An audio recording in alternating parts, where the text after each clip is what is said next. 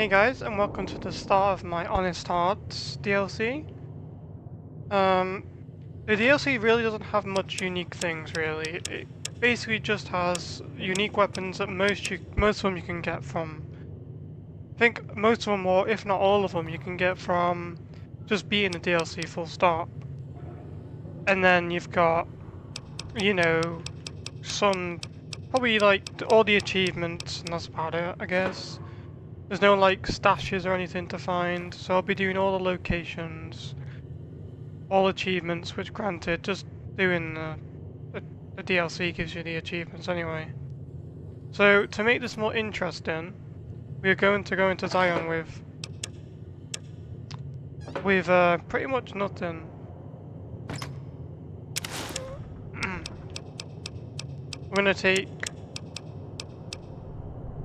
I'm gonna put these away in this.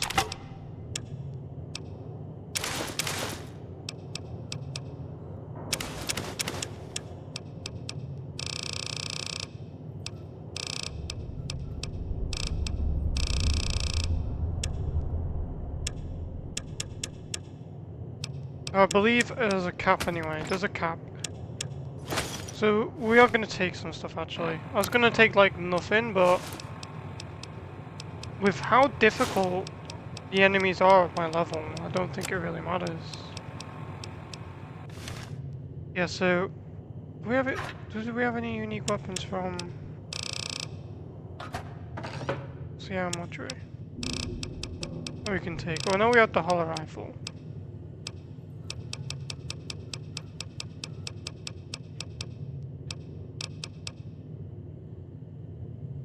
We'll take the plasma caster.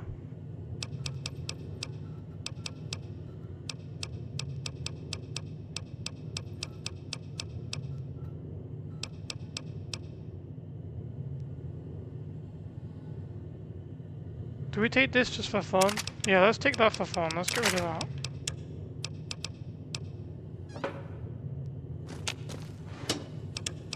For this. I'll put my stuff in there.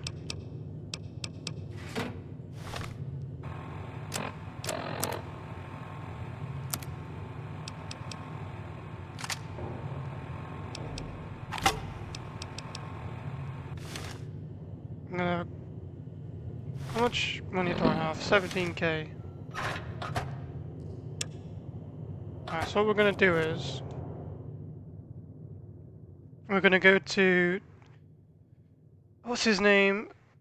Oh, Knight, I think his name is, and then we'll have the outpost, and we're gonna quickly just repair our hollow rifle before we go over there. So, as for this DLC, the only radio I'll be using will be for the broadcast for the actual Zion Valley. I mean, actually not the Zion Valley, I mean Honest Hearts.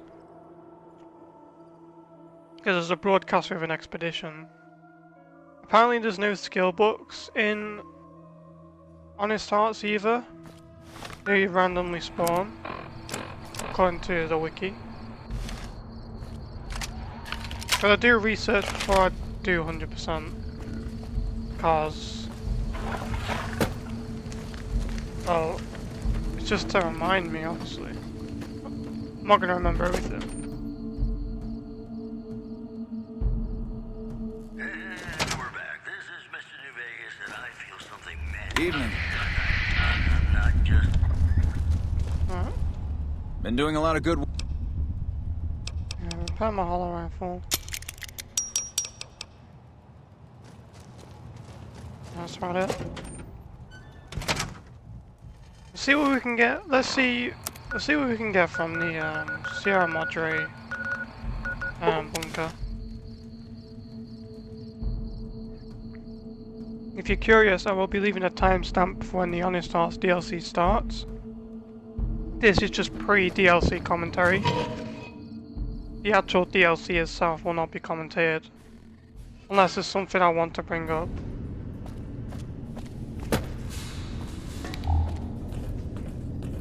I believe there's complimentary vouchers and stuff that we can redeem. Coffee. Here we go, yeah, free chips.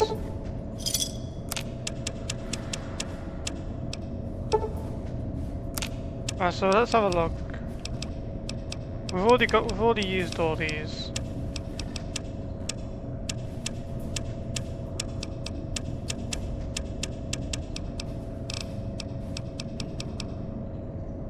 We have so many chips, you know.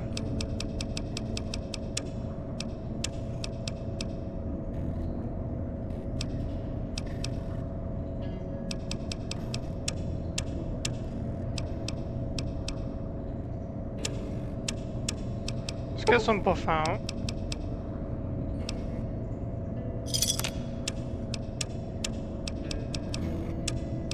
I'm wondering what to spend it on, you know? With super stim packs.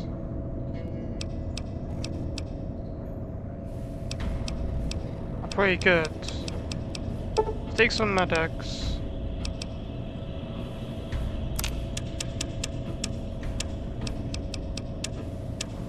Medics will be very useful. Oh, I didn't need to spend the money on the stupid knight. I took this. These weigh 1 each, so let's take a bunch of these as well. Oh! Father Elijah's robes are in this! Now that is good. I didn't know that.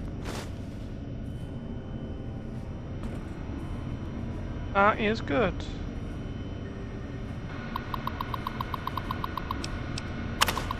So the hollow message we can give to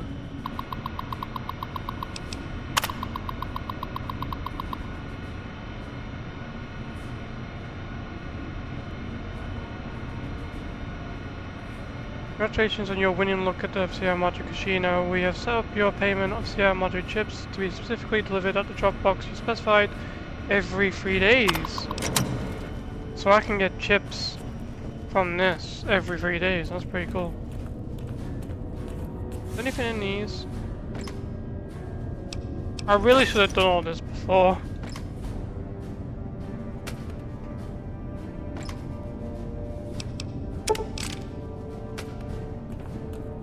So yeah, the robes, I actually got the robes. I need to change my description then for thingy. And I miss playing this Sierra Madre DLC already. Just so cool. Alright.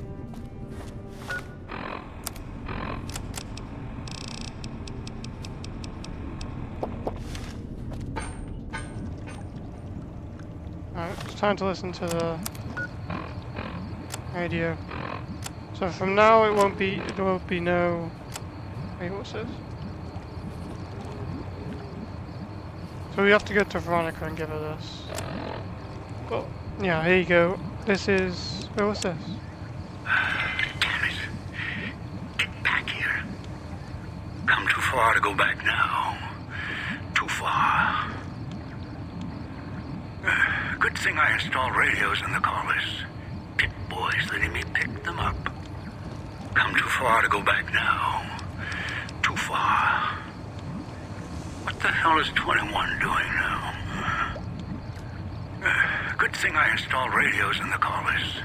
Pit boys letting me pick them up. Wish I still had that damn hollow rifle. It's been forever making it. Need to find it when this is all done. What the hell is 21 doing now? Interesting. Howdy. My name is Jed Masterson, and I'm a caravan boss for the Happy Trails Caravan Company. If you're hearing this, I have a job offer for you. Happy Trails is organizing an expedition north into Utah, off the Long 15, and we need people. We're looking for caravan guards, prospectors, couriers. If you're used to humping it across the waste, straight toward trouble, we want you. If you got a pit boy, we definitely want you. On the other hand, if you're a greenhorn or a city slicker spinning tales about your skills, you can kindly go hang. If we like your gumption, we'll pay you square and treat you fair. Find me, Jed Jed Masterson at the Northern Passage if you're interested. Luck to you.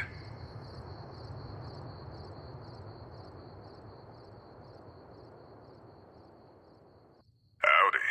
My name is Jed Masterson, and I'm a caravan boss for the Happy Trails Caravan Company. If you're here...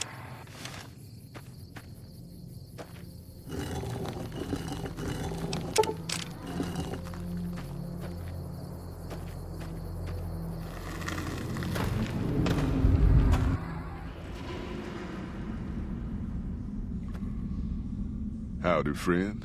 Heard my little broadcast, did you? Yeah, you look the type. Hang on. Ain't you the one that wiped out the Crimson Caravan's Vegas branch not too long ago? Ought to thank you for that. Knocking McLafferty out of the running gives Happy Trails a market to expand into. The job is simple. Help us get this caravan into Zion and find New Canaan. The pay is 25 caps per day, half up front, half on return. You'll get a bonus if we make it into Zion, plus another bonus if we reach New Canaan. Oh, one more thing. Don't mention the name Joshua Graham to anyone. Anyone. Just don't. It makes the New Canaanites powerful uncomfortable, and it scares the britches off the tribals. Don't talk about the Burn Man either while you're at it. Trust me on this one. It's for your own good. We're a smaller company out of Sacktown, up in the northern part of the NCR. We run some business through New Reno. They're on the Little Loop. Had a nice run to Salt Lake City too, but then we lost contact with New Canaan, and that went all to hell. You ain't wrong. Losing the Salt Lake City run really stung us. If we can't re-establish contact with this run, we'll be in real trouble.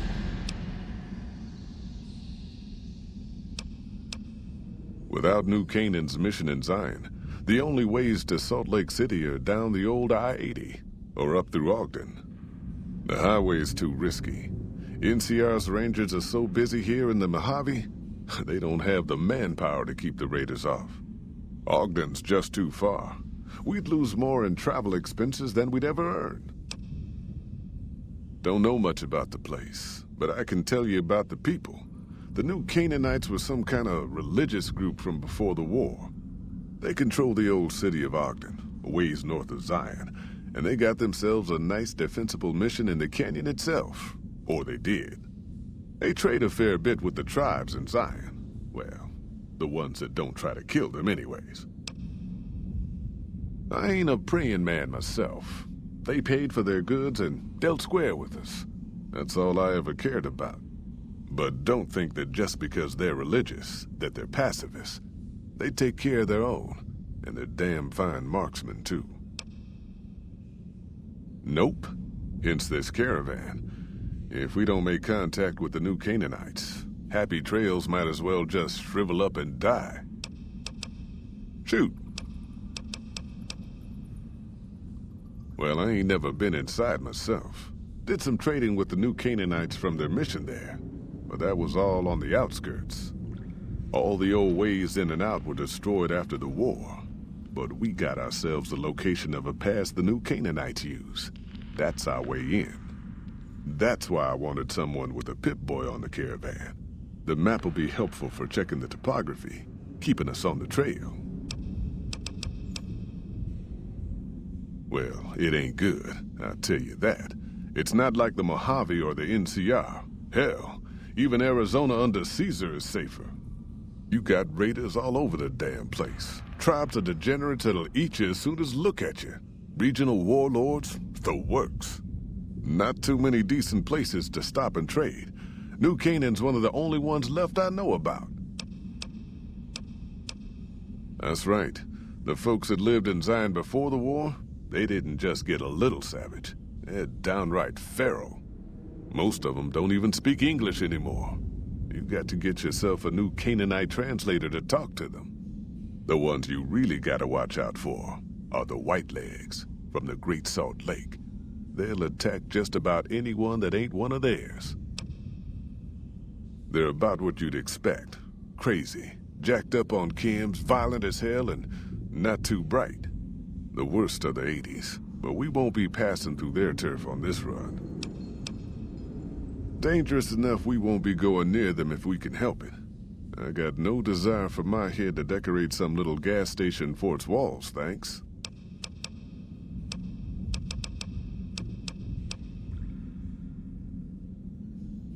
Yeah.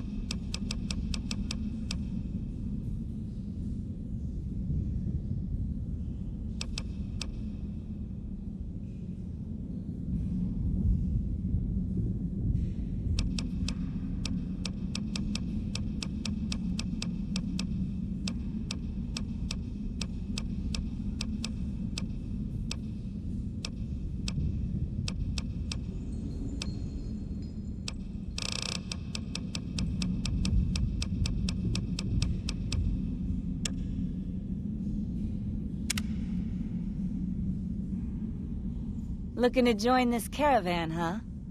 Look to me like you can handle yourself. Earning my keep, Jed hired me on as a caravan guard for this expedition of his. The work suits me. I've tried staying put in one place, but it never works out. Grew up in New Reno, and I couldn't put that snake pit behind me fast enough.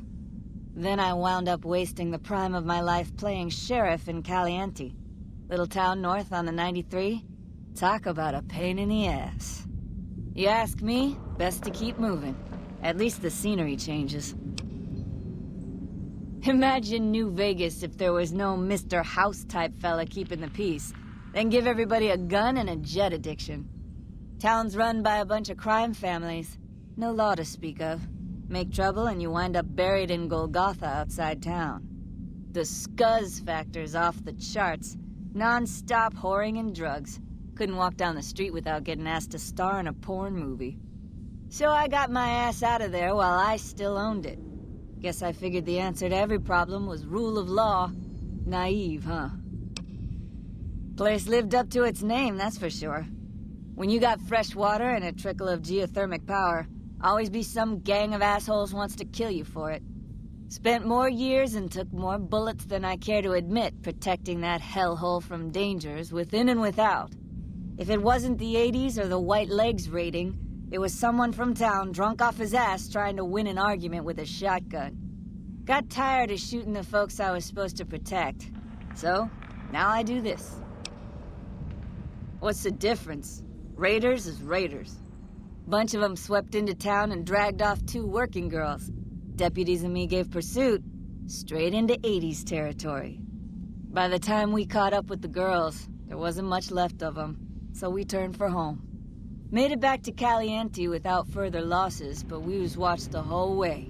Never seen so few people cover so much land. Goddamn creepy.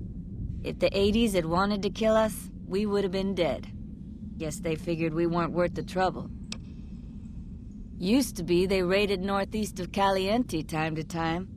But then the Desert Rangers fell apart 10 years ago, absorbed into the NCR. Soon enough, the Whitelegs were swarming all over that stretch of I-15. Folks learned not to head north if they wanted to keep their scalps. Eventually, the Whitelegs destroyed the bridges across the Virgin River over in Arizona. End of discussion. Catch you another time, then. Those fiend junkies over Vault 3 been taking some hits. I say kill them all. Hey, little lady. Don't be scared to join this caravan. I'll keep a close eye on you. Real close. Promises.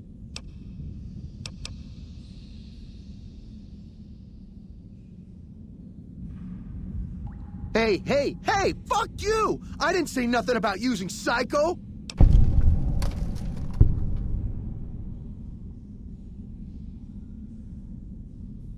You wanna know what I do, Toots? Anything I fucking want. I'm one of a kind. I've been places, see? And done things. Lots of them. And when it's time to kill shit up, hell yeah, I'm a fucking storm of death. Something or someone make the mistake of crossing Ricky, I'll fucking dead-eye him, her, or it. In fact, that's my nickname. Dead-Eye Ricky. That's my name. How you think? I shoot things in the eye. That's how good I am. Yeah, I'm that good. Why, once I got jumped by 3 death jaws. Except, actually, it was 4 of them. Imagine that! But I didn't panic. Because I never panic. What I did was become a storm of death. Shot every one of them monsters pop in the eye.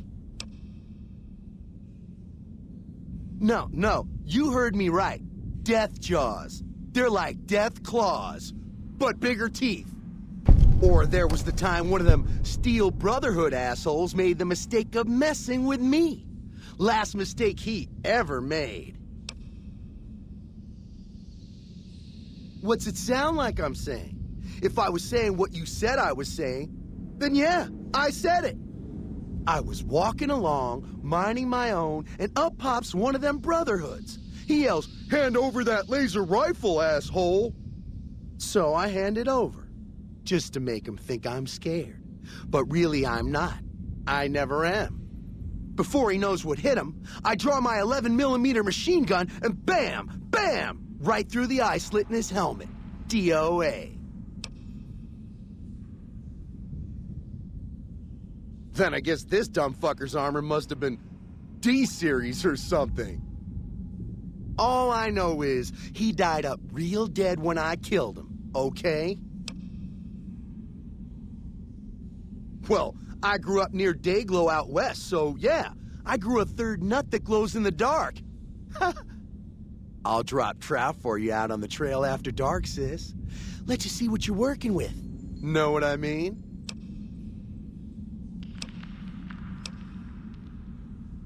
Hey, that's... Man, what a bitch. I was just being friendly.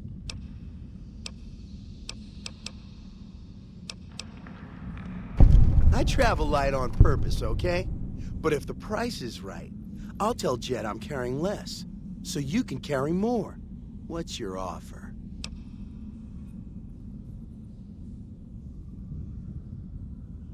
You got a deal. You're lucky he trusts me. Nice job, Eagle Eye. Of course I got a pit boy and a vault suit. So what? Where the fuck you think? Vault 2-2. That's where I grew up. Oh, you've been to Vault 2-2, huh? I may have been exaggerating a little. Truth is, I got this suit and the pit boy off a dead prospector who came out from Zion. Guy was dead when I found him, okay? Had a ton of shit on him. That's how I know there's good loot in Zion, see? Sorry. The shit I do with it is so far over your head, be wasting my time to put it in words you could understand. Basically, it makes me badass. More badass, I mean. It's totally mind-blowing shit. It ain't just some bracelet. Know what I mean? Jed says it's got masked shit like that. So that's how I'm gonna guide this caravan where it needs to go. Not that I didn't know all that already. Huh? Of course I noticed. First thing I noticed about you. Me? I'm so used to wearing mine, it's just normal. Don't think you're someone special just because you got one.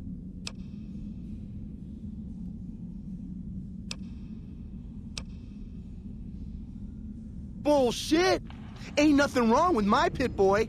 I mean, Pip Boy. Look, this is a sweet gig for me. Don't go fucking it up. What are you after anyways?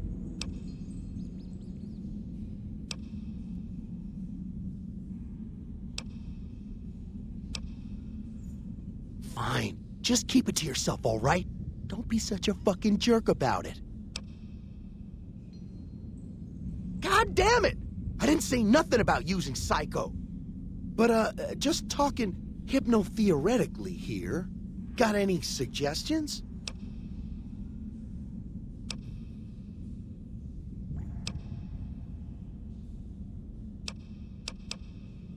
Fixer. Never said I wanted to kick the habit. Guess I can use it when I run out of the good stuff. How much? That much for a dose? Fucking robbery! All right, here's your money. Don't spend it all in one place. Yeah, whatever. Are you here to jaw at me a while longer? Ought to thank you for that. I bet you are, but you ain't going nowhere loaded down like a pack Brahmin. You ain't never been to Zion, have you? We'll be passing through a whole mess of narrow slot canyons and high rough passes. A big pack will get you wedged in like a super mutant crawling through a storm drain, and too much weight will kill you in the thin air.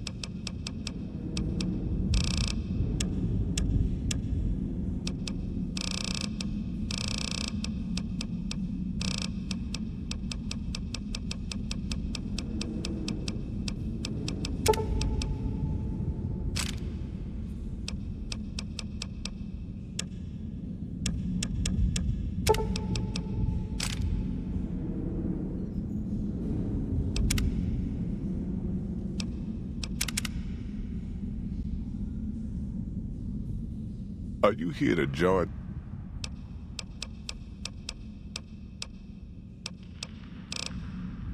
Are you now? You know we ain't coming back this way for a good long while now, right? And you know about the weight limit. I don't want no whining about old Mr. Masterson. I left my one-of-a-kind plasma cannon back at base. Can we go back for it? You sure you're ready now? Well, all right then. Let's get moving. We got a long road ahead of us.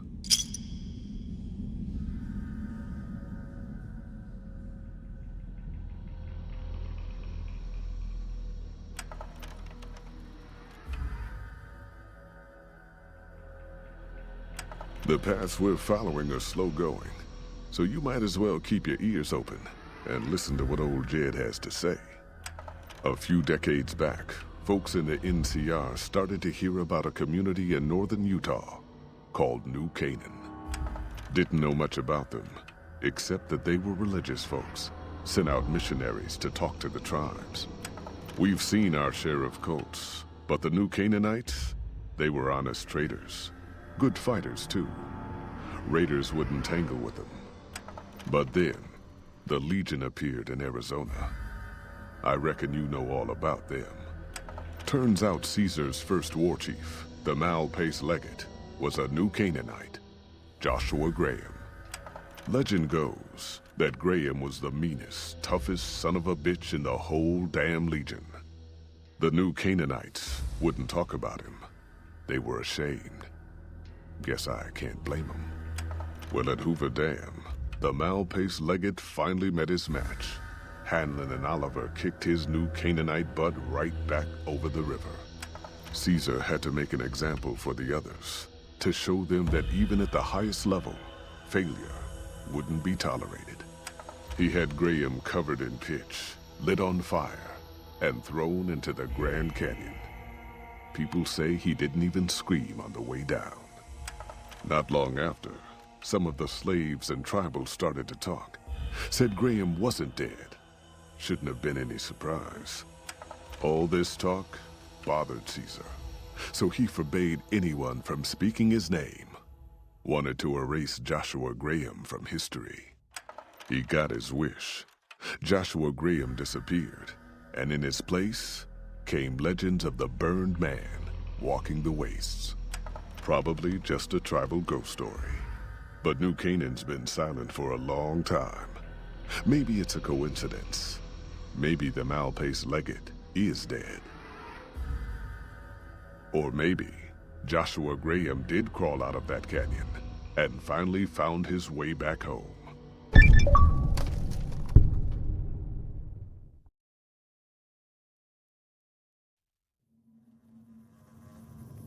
All right, people.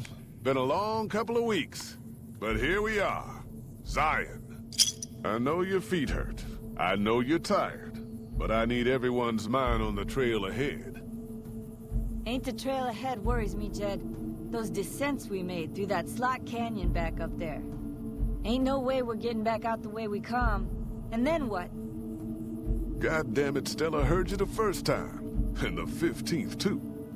The new Canaanites will know a way, and if they don't, we've got the maps on our friend's Pip-Boy over there. Enough lollygagging. Get moving, and keep an eye out for tribals.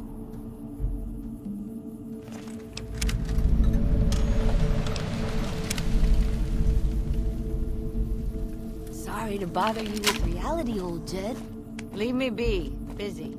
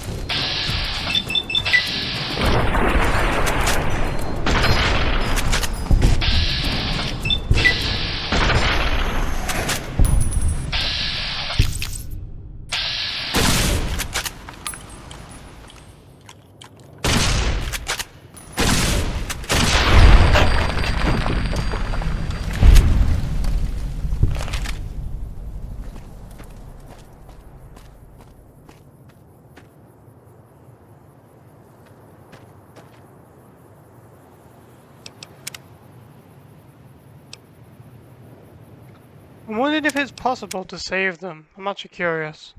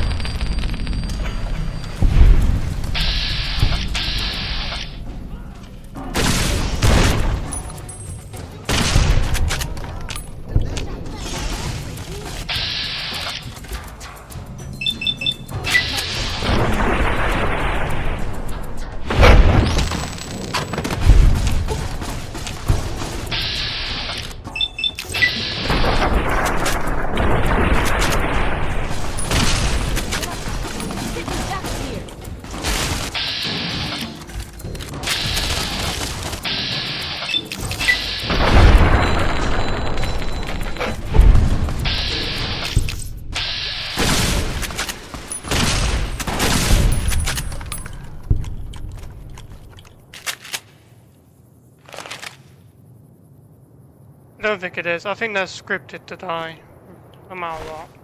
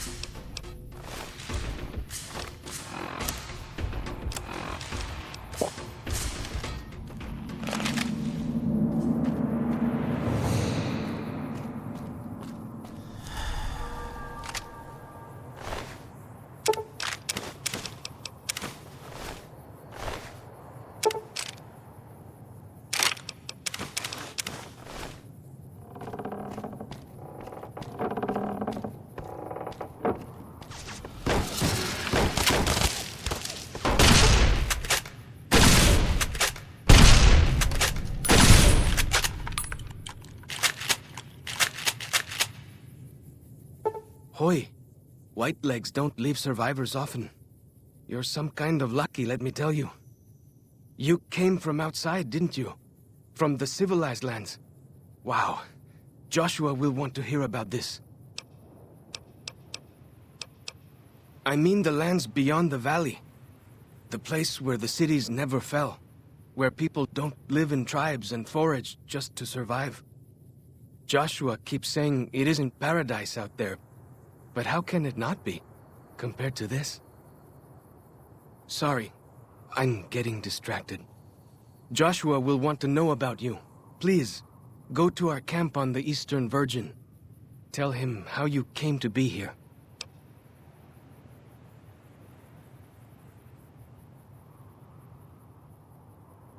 Good sists. Maybe while you're there, you can tell me about where you came from, yeah?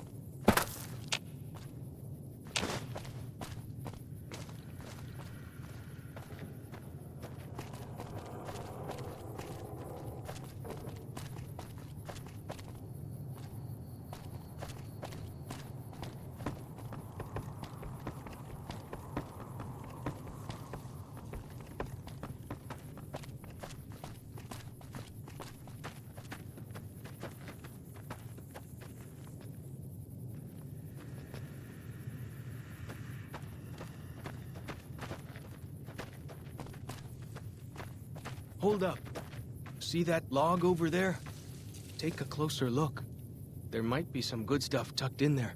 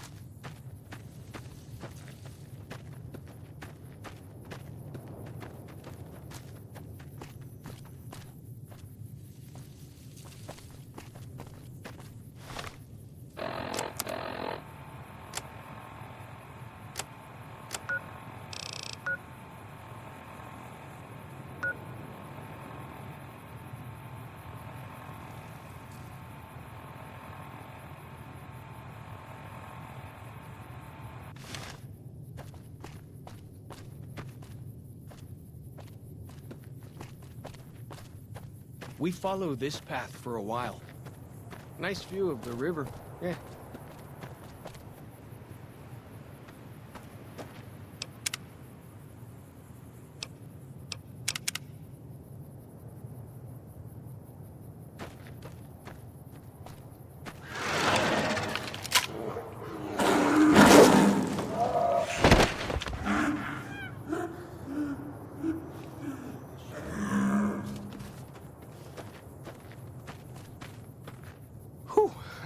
That was some kind of lucky. Guess that one was all full of gecko, eh? Don't get used to it, though. Yaoguai are plenty mean as a rule.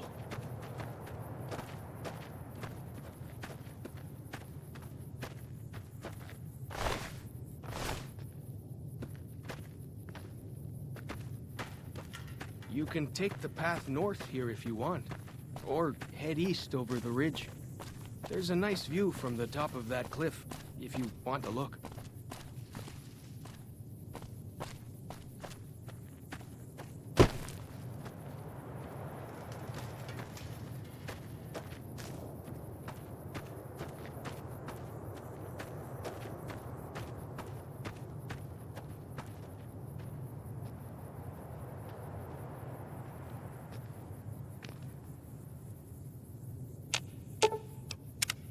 What can I tell you?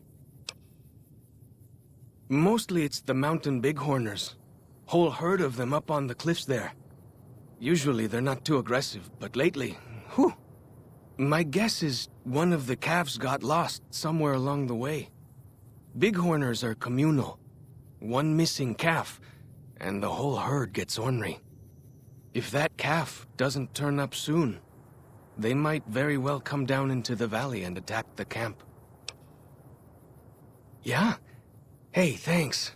Most of the hunters don't listen when I tell them the problem. Just one thing.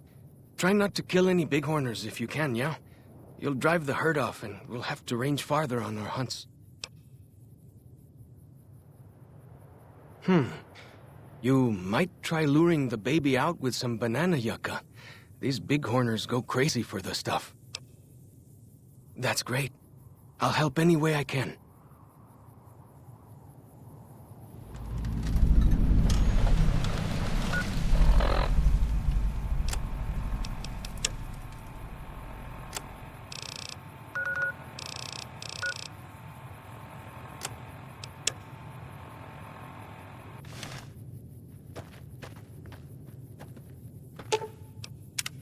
What can I tell you? Whitelegs. Nasty bunch. They've been raiding deeper into Zion ever since New Canaan was wiped out. That's what Joshua said. Whitelegs came down from Great Salt Lake in force. Fell on New Canaan before they could mount a defense. Joshua found some of the survivors led by a man named Daniel. Most of them have fled the valley, but Daniel stayed on with the Sorrows tribe. He and Joshua have been arguing over whether to stand and fight the Whitelegs, or take the Sorrows and the Dead Horses out of the valley.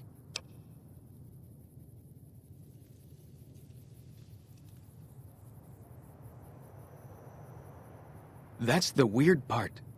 Normally the Whitelegs keep to the Great Salt Lake. I don't know what brought them down this far south.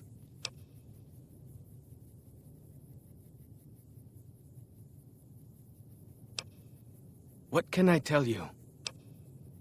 Our advanced scouts leave chalk signs to mark places rich with game. I'm not a full scout yet, so I follow the marks and guide the hunters.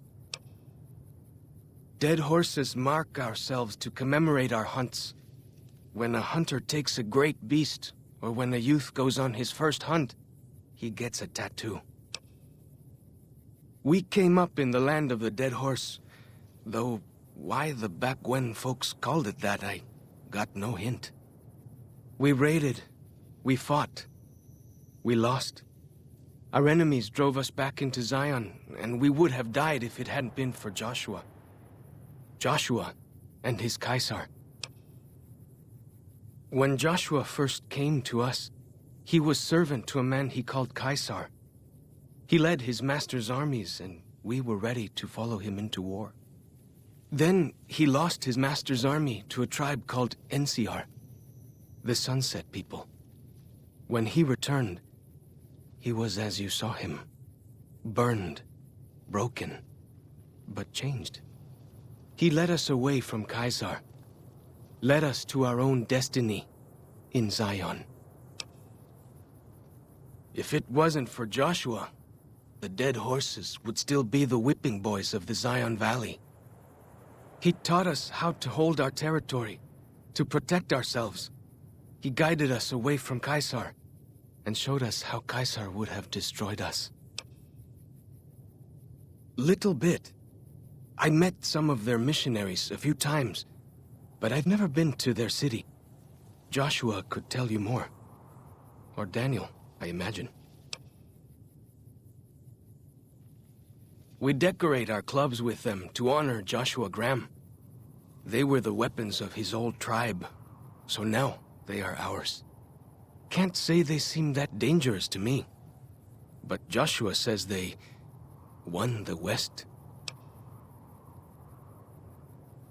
Only a little.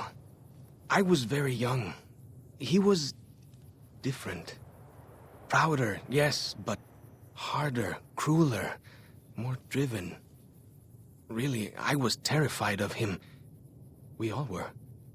When he came back, I almost didn't believe he was the same man.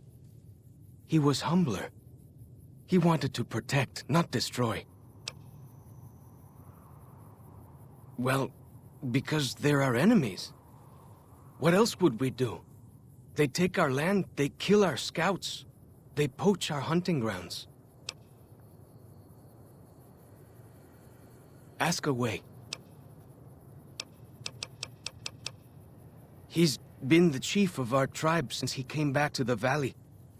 He went off to the civilized world years ago to fight a war. That didn't go well.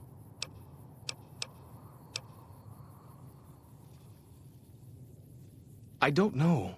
He doesn't talk about it much. Maybe. But how can two civilized tribes fight over something as small as a dam?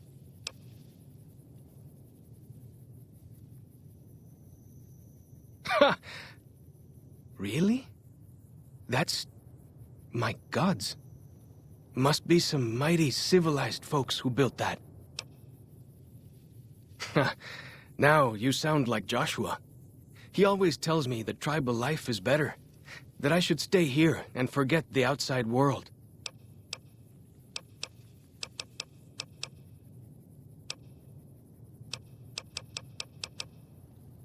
Go with...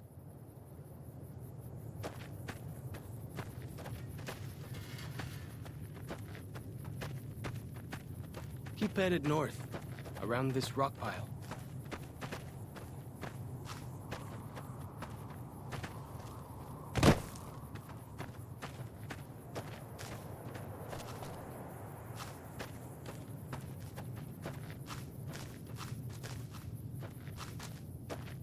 Your day,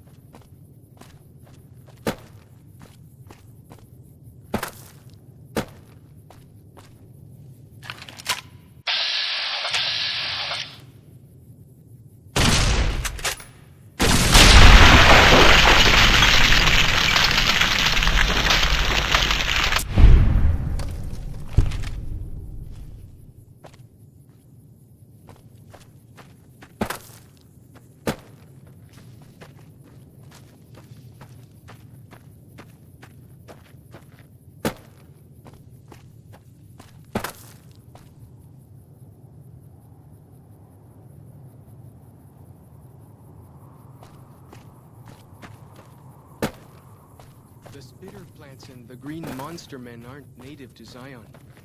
Wonder where they came from.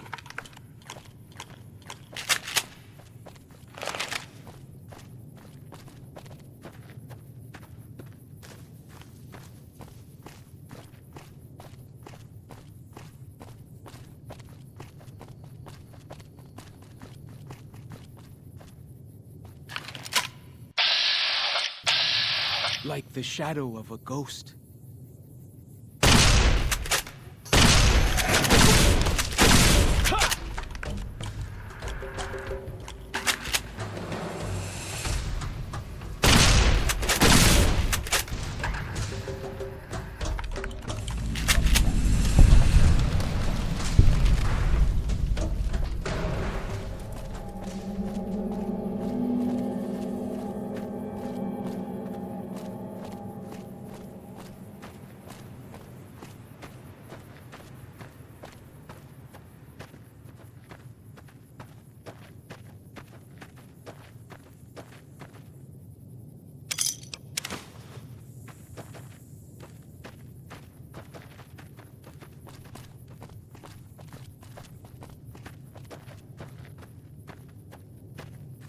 Follow the old road south.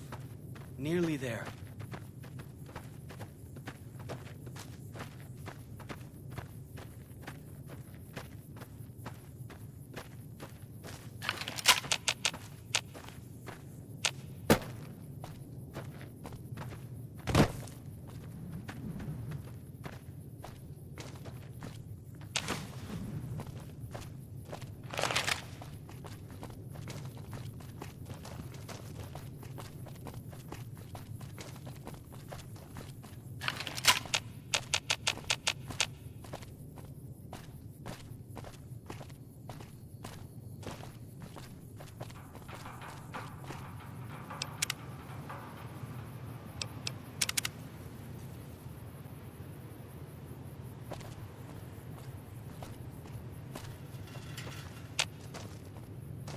Where are you going?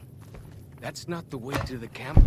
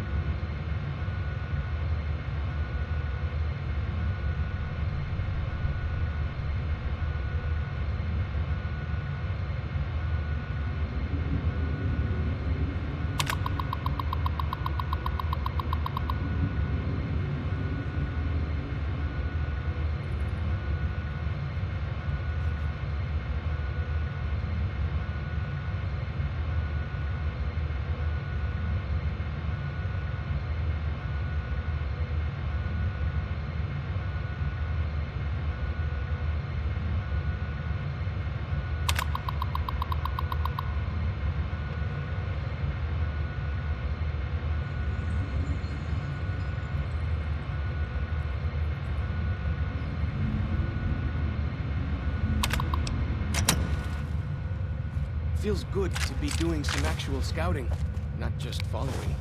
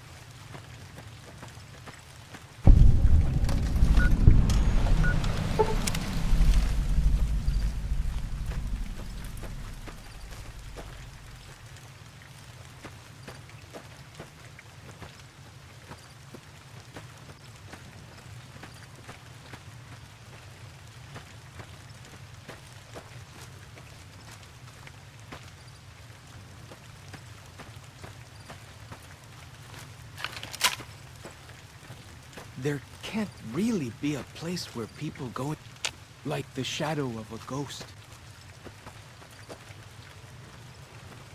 See those handprints? Dead horses and sorrows mark them on.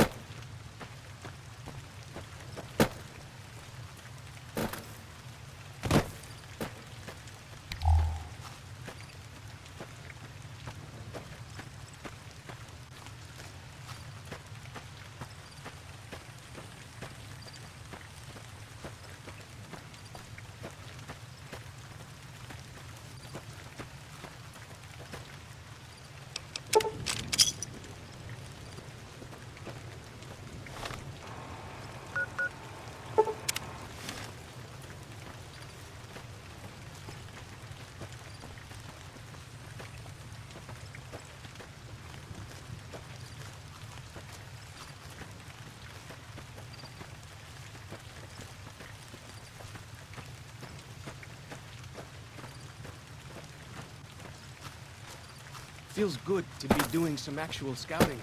Not just following.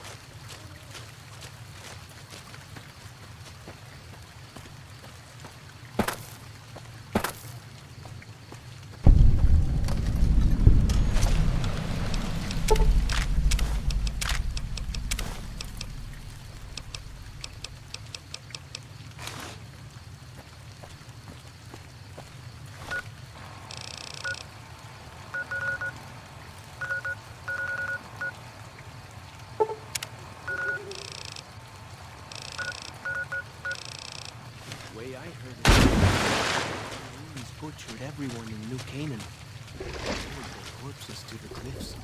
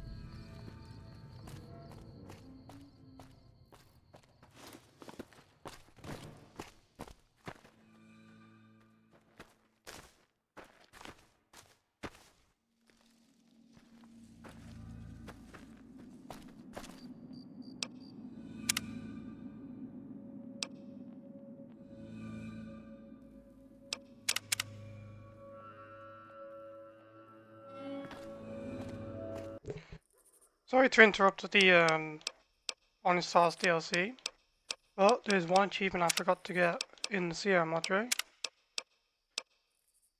So we'll be doing that. We just need to kill Father Elijah, and that's it, I think.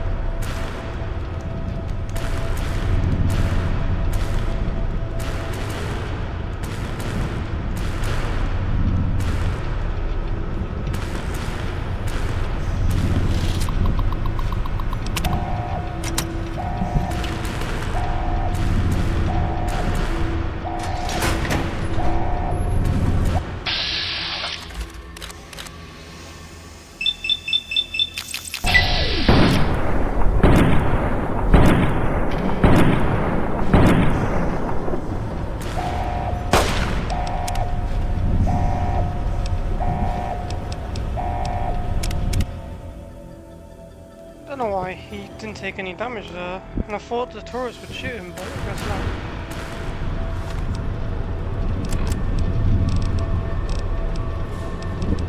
Oh, we can just use this.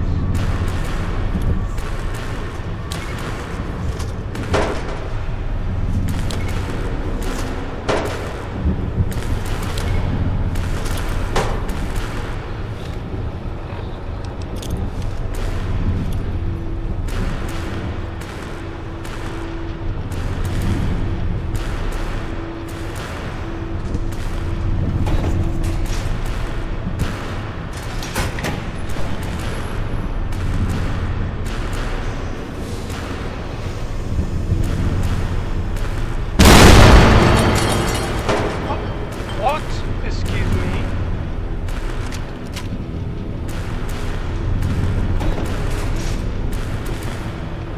Huh? What's this?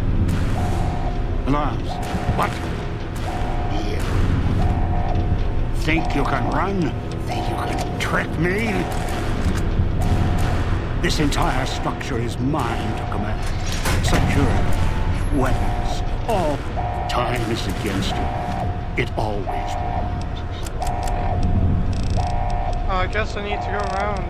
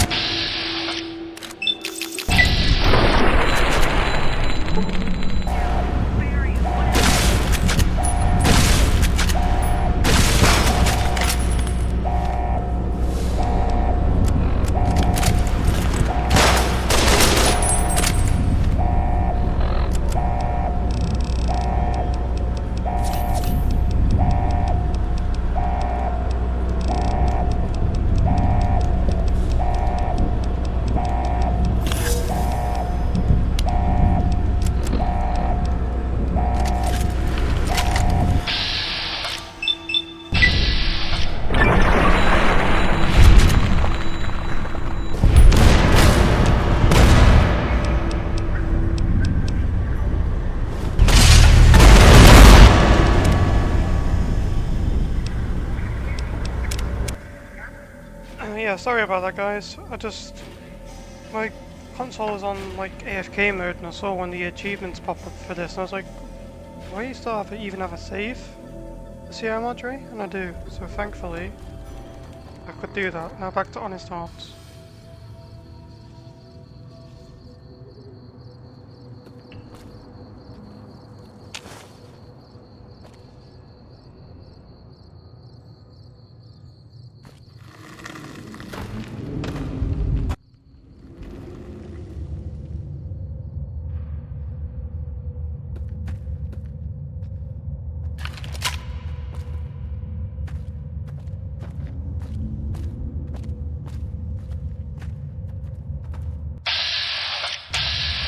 Like the shadow of a ghost.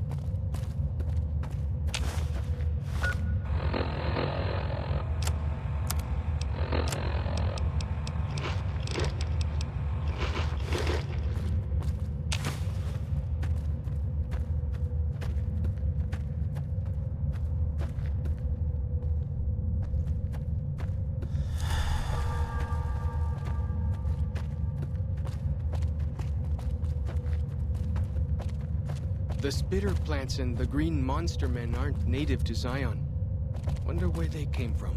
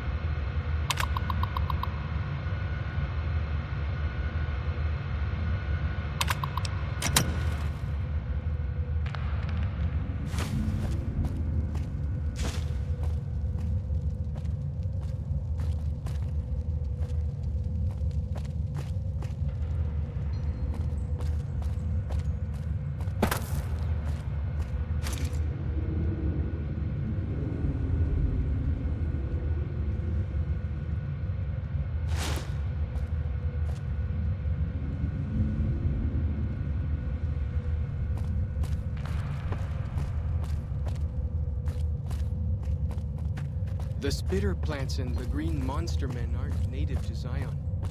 Wonder where they came from.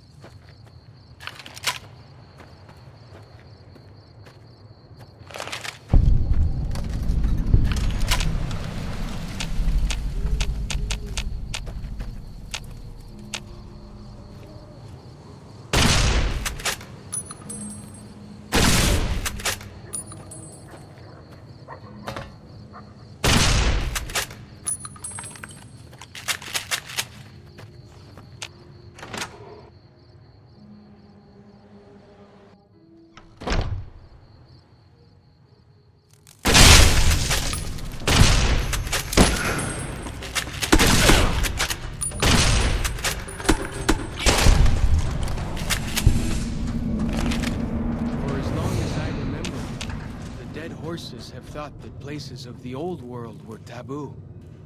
Doesn't look so spooky to me.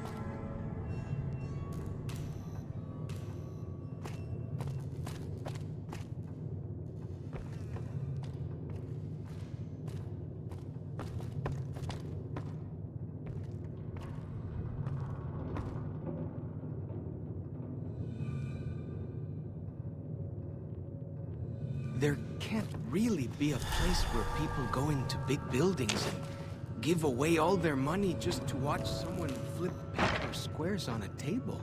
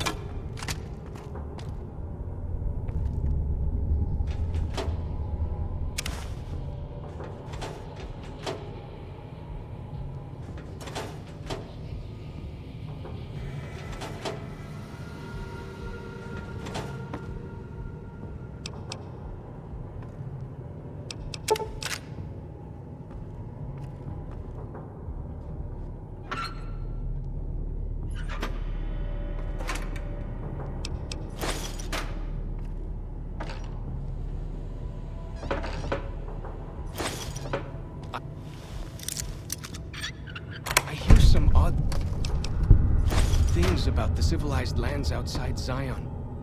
Is there really a giant thunder lizard people live inside?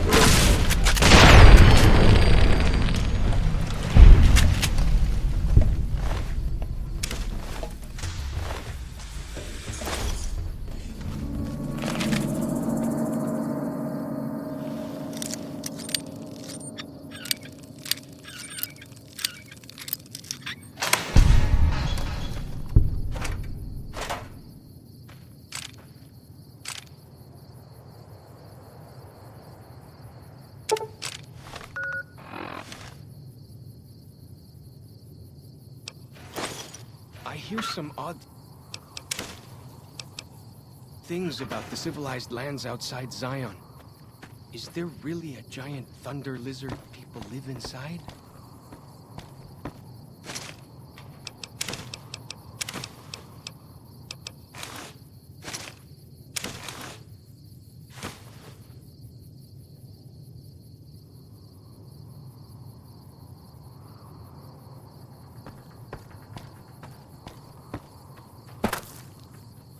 Like the shadow.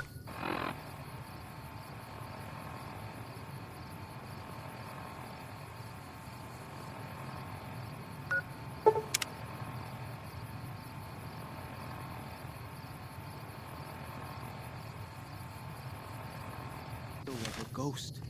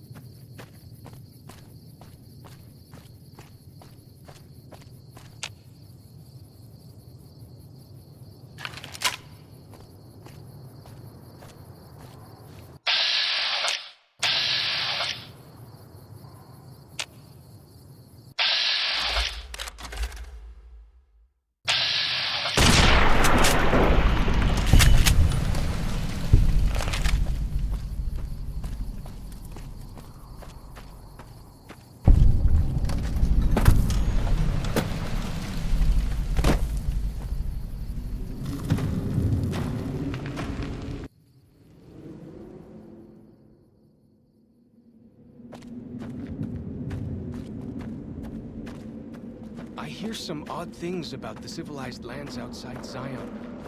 Is there really a giant thunder lizard people live inside?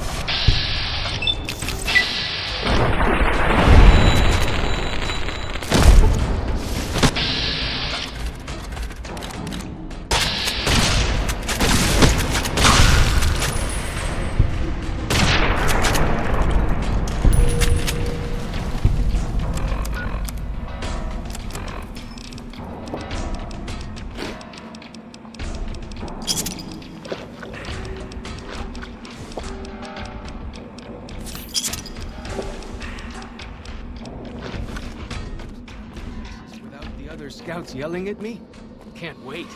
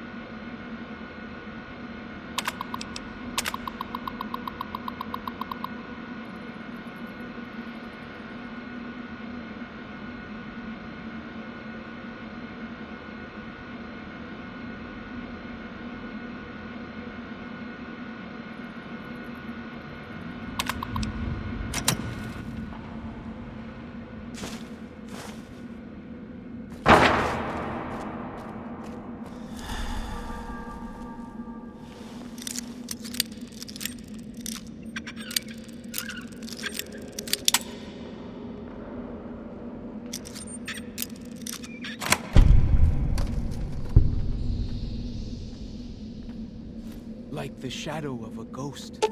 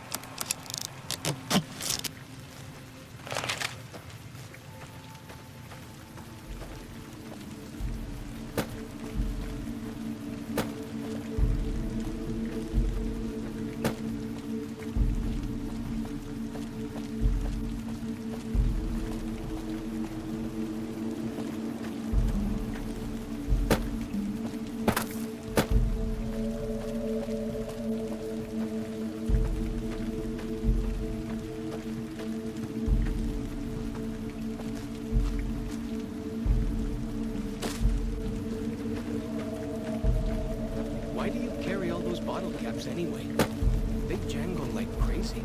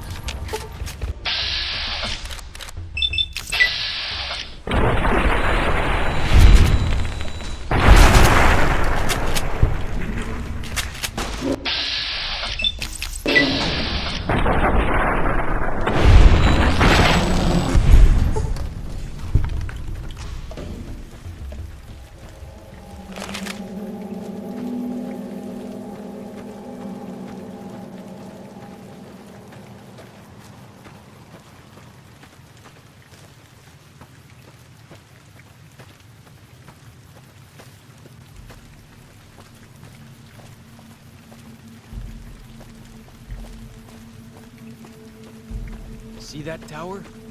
Back when folks used them to talk to each other on the air. Not like with signals. They could actually talk. Amazing,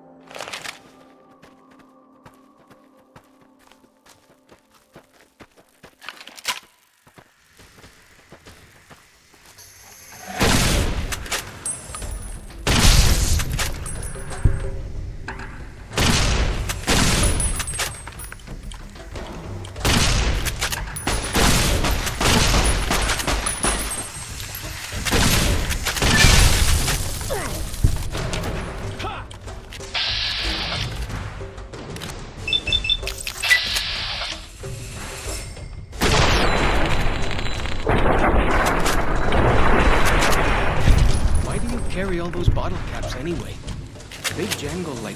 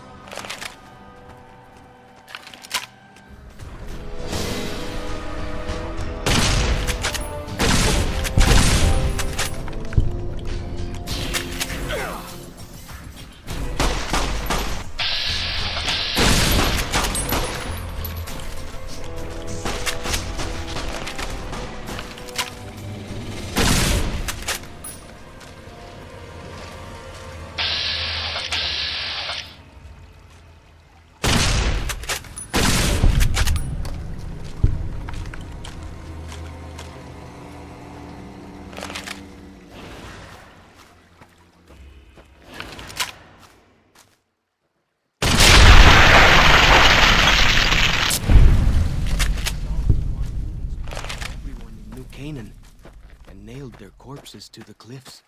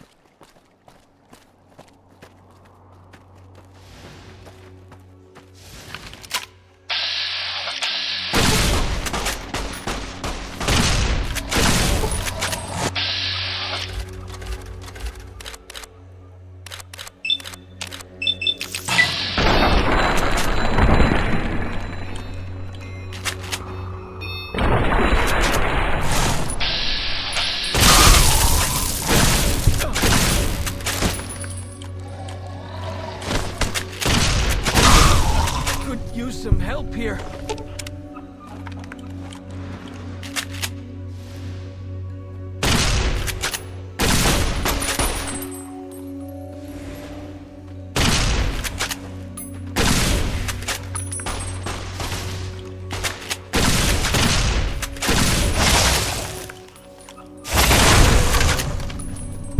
Gotcha!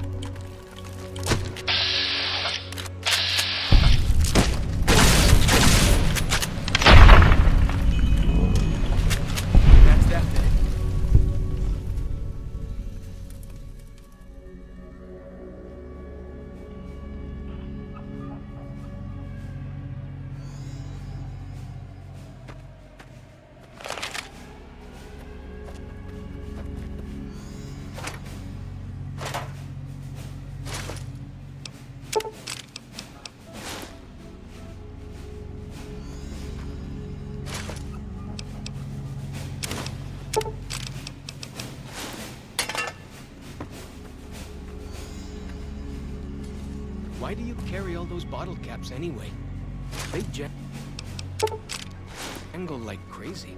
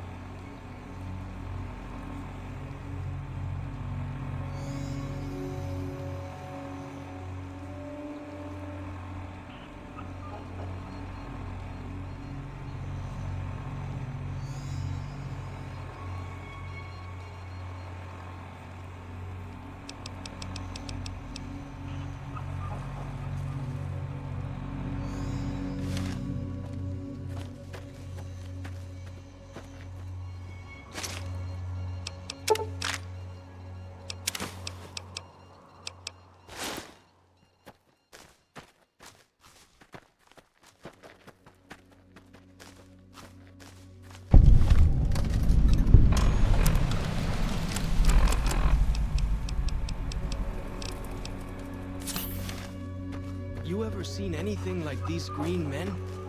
Sure as anything, they aren't from around here.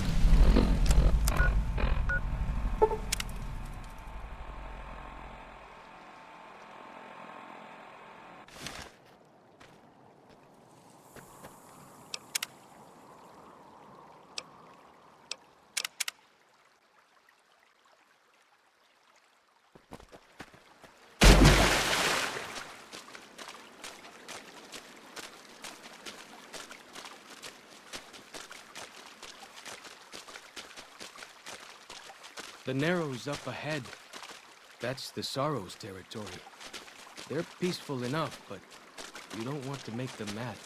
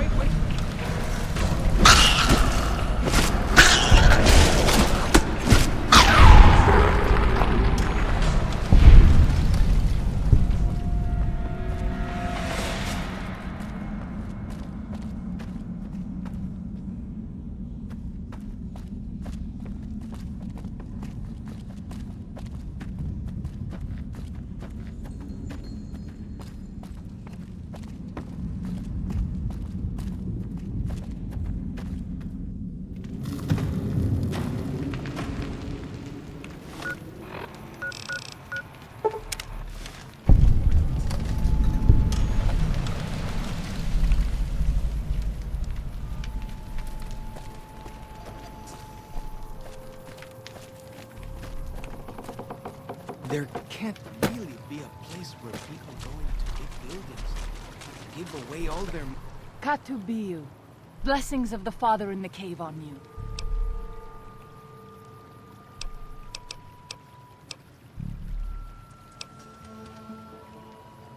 Asaro's Yaoguai fist is a sacred symbol. It shows that we belong to the tribe and have willingly undertaken a dangerous quest to aid the tribe. Each Sorrow makes his own, and only after hunting and slaying a Yaoguai that threatened our people. Our shaman, White Bird, oversees the rites.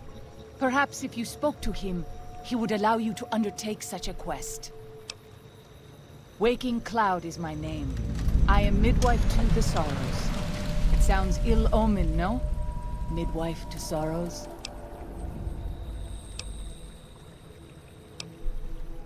The children and the old have already been evacuated from the camp. They are safe enough, unless the Whitelegs come for us in force. I tend to other hurts and sicknesses that afflict our tribe. I also scout the valley for the herbs I use in my medicines. What would you speak of? We have dwelt in the Narrows since the end that came in fire. When the Father in the caves punished the world and made us forget the Holy Tongue. We have had good relations with the other tribes in the valley. At least before Salt Upon Wounds brought his Whitelegs here. We have Daniel to thank for our continued existence. His advice and help has kept the Whitelegs from overrunning us, so far. I do not know how long even he can protect us, though. He is war chief of the Whitelegs, and the worst butcher of them all. The tribes he has crushed are many. The warriors he has slain, countless. Have you not heard of the god of the New Canaanites? He is our protector and our judge. He helped our ancestors find their place here in Zion. He gave us many gifts, but we are not to seek him out. His caves are forbidden to us. Those who seek them out are taken from us. Perhaps you do not fully understand the New Canaanites. I have seen the Father's images. His holy bride and holy son were given unto the world to save it.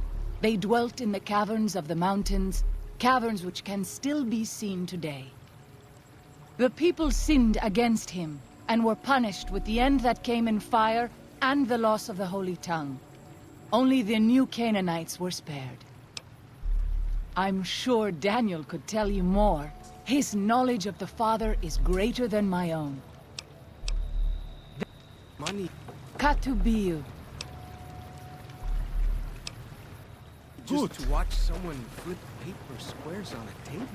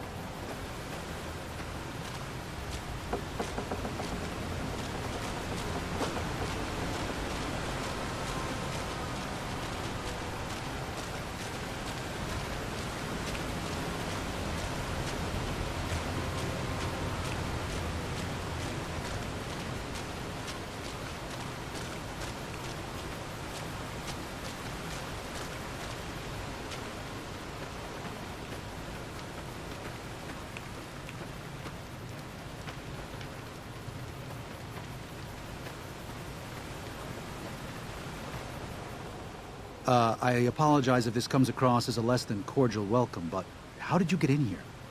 You from the Mojave? That's... I'm so sorry. That's terrible. We've been having a lot of problems with the Whitelegs here in Zion lately. In fact, that's why I'm here. I'm Daniel, a new Canaanite missionary to this tribe, the Sorrows. It's important that you speak to my colleague Joshua Graham at the Dead Horses Camp at Eastern Virgin. We can speak again later. Again, I'm very sorry for the deaths of your friends. Do me a favor and go talk to Joshua, all right?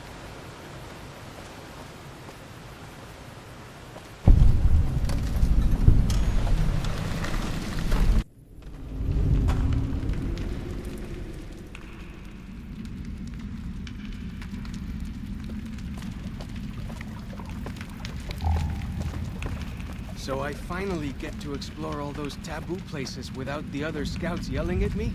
Can't wait.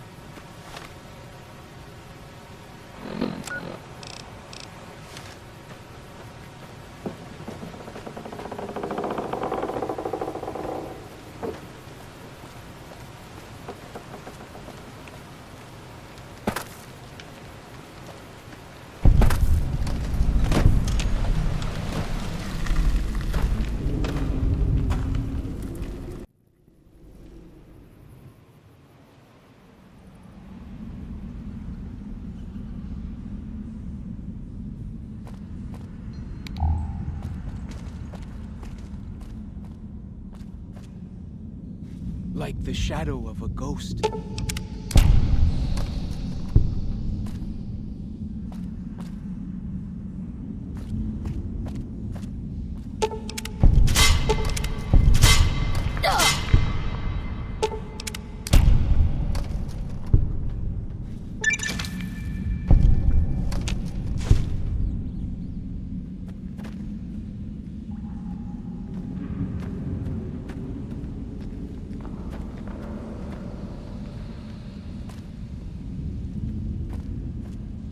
The spitter plants and the green monster men aren't native to Zion. Wonder where they came from.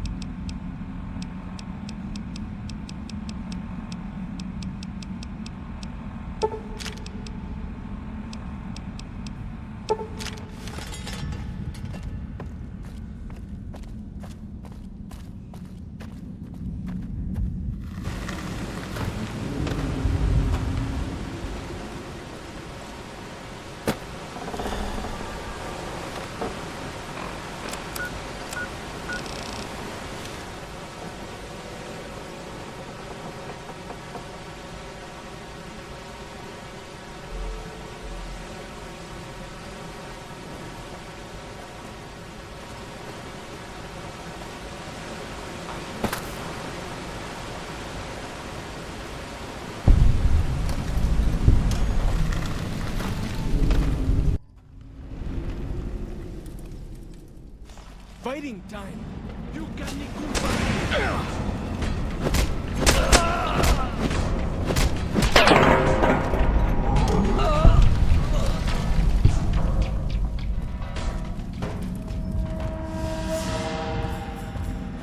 I'm Hawaii with you.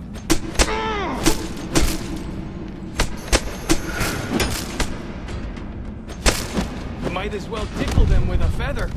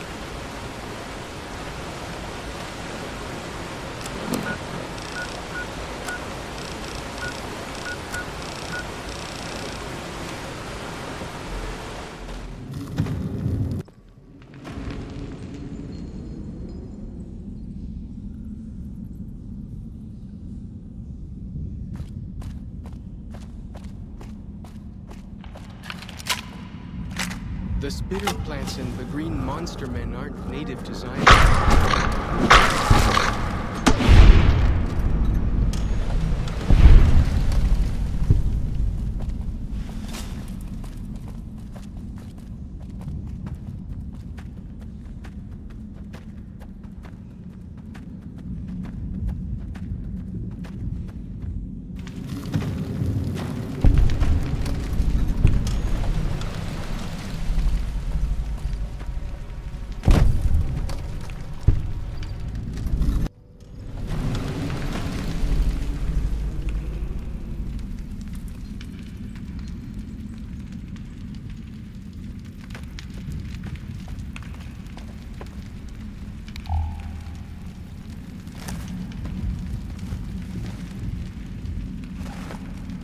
Hola, outsider. Welcome, child of omens. You come to receive visions of truth? Seek medicine plant. Return with sacred datura root. Receive visions of truth. They guide you.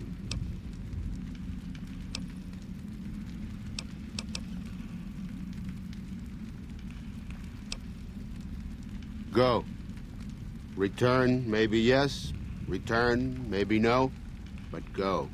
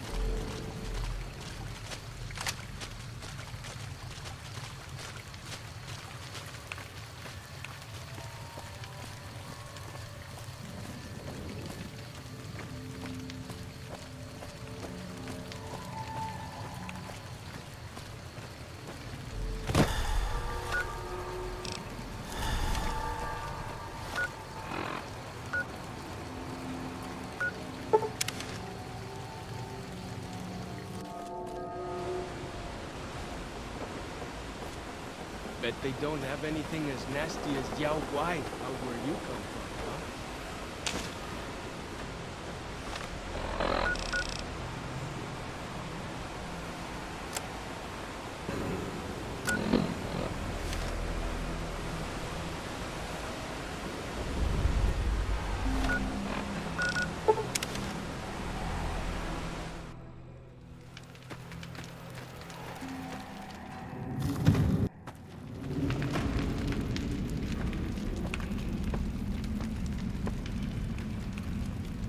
You have root of...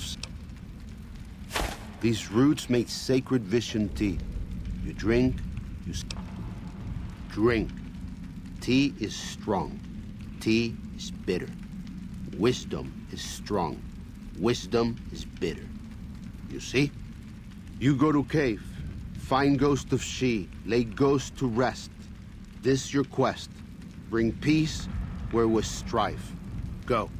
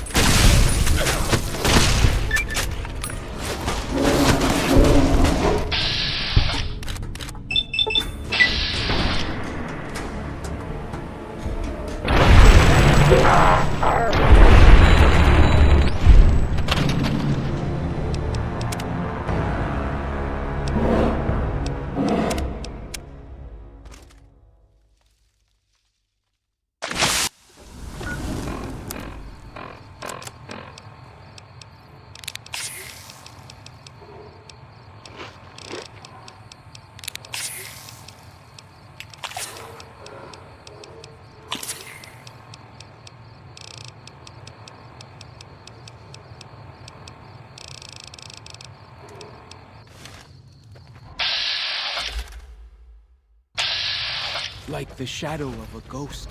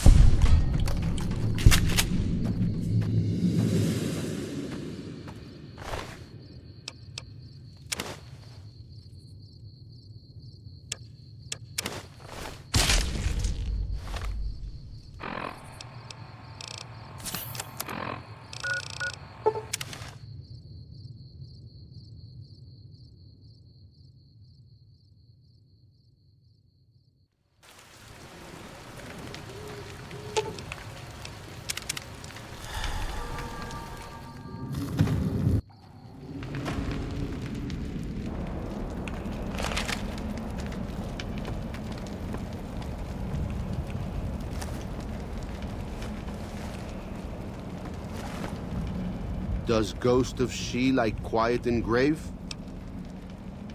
Then visions of truth are at an end. Will you learn from truth?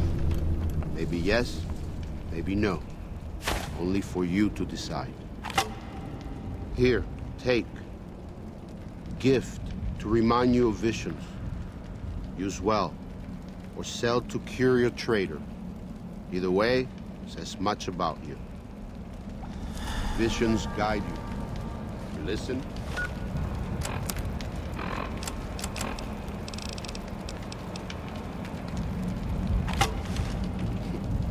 Maybe yes.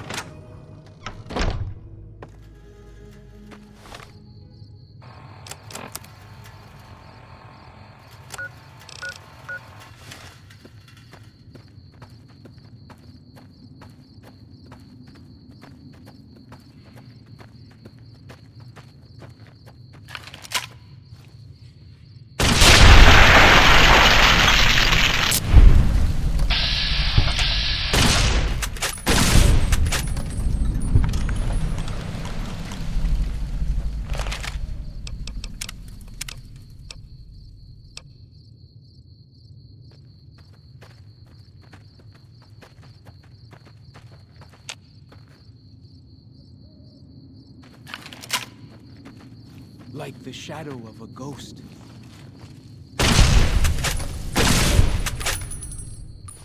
Gotcha! Here we go!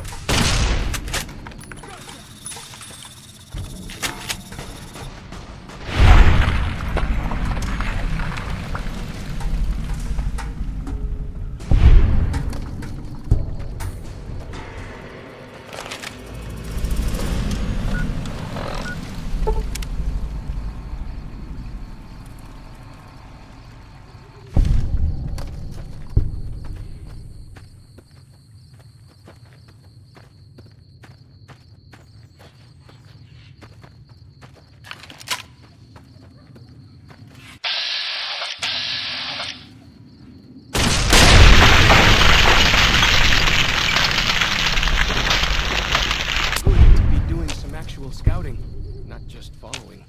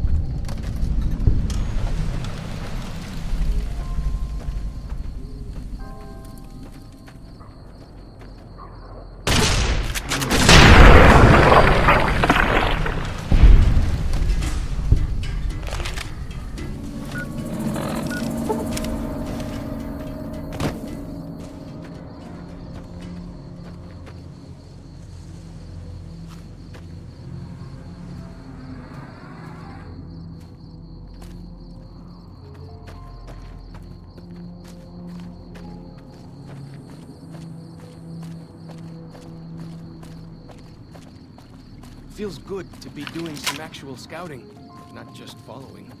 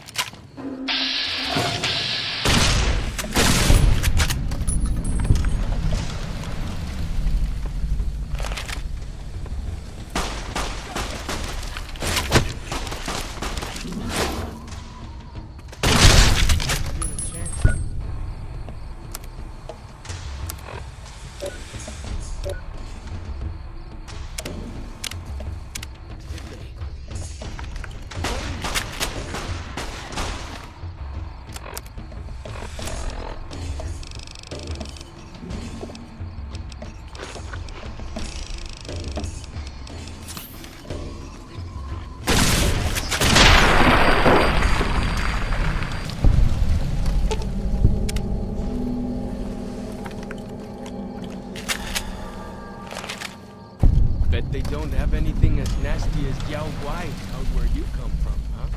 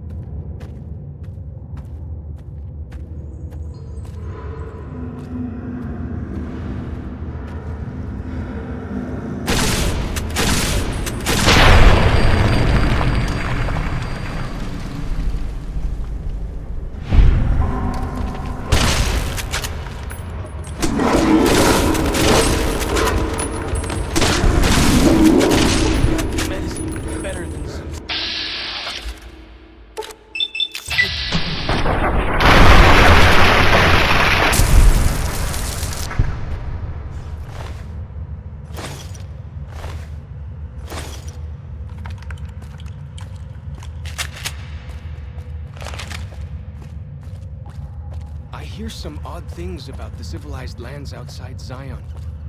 Is there really a giant thunder lizard people live inside?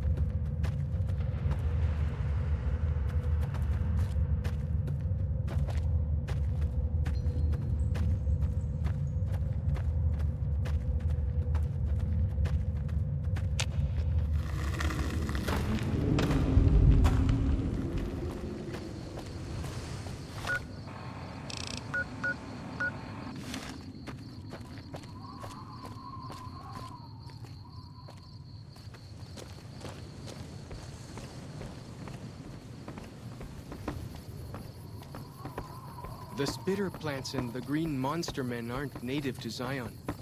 Wonder where they came from.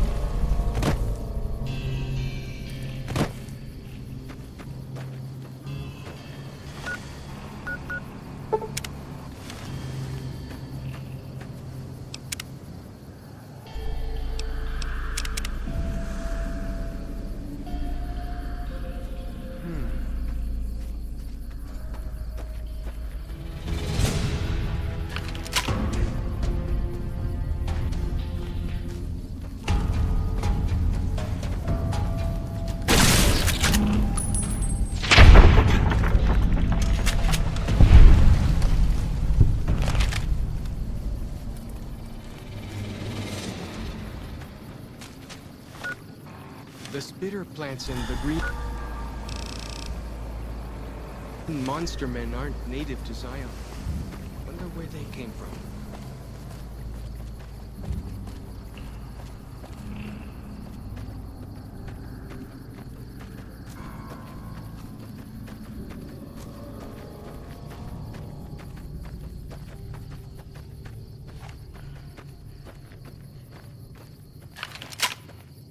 Got him!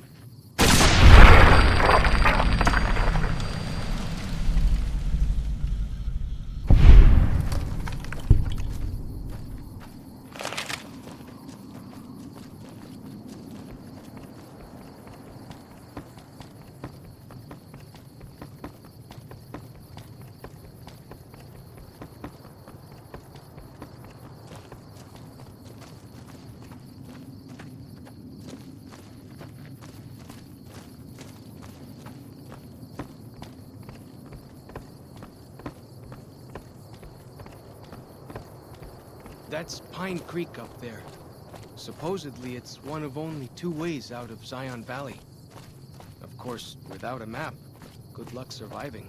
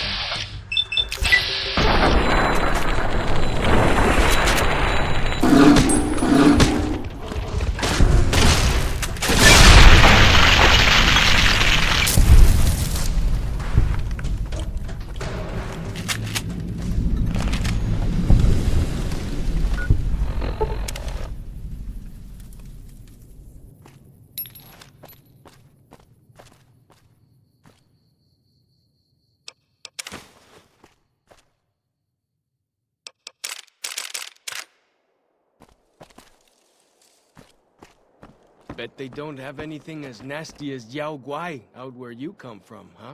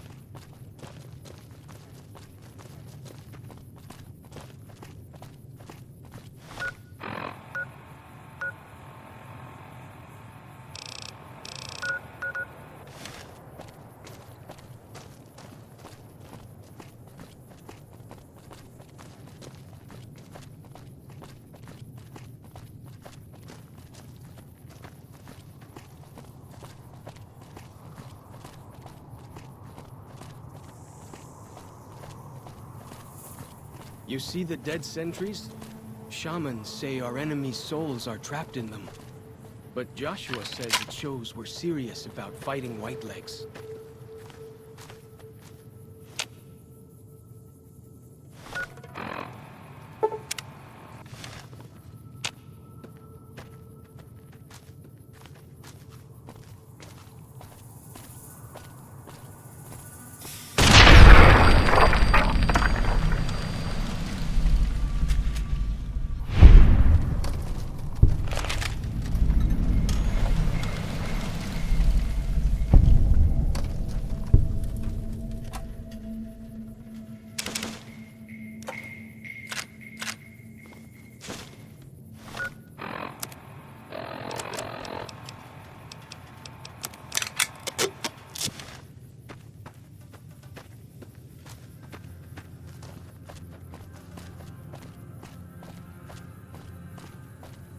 Where are you going?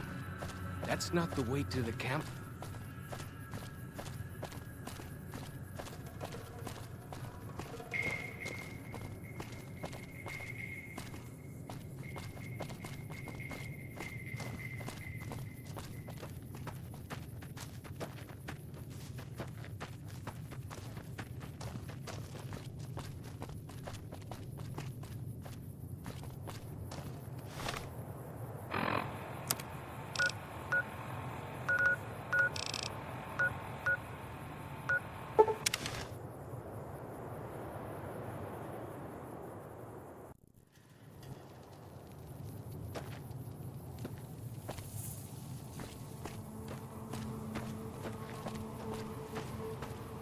Down this path to the north.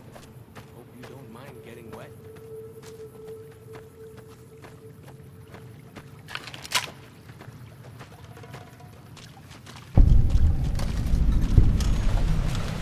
These paintings show the dead horse's victories against other tribes.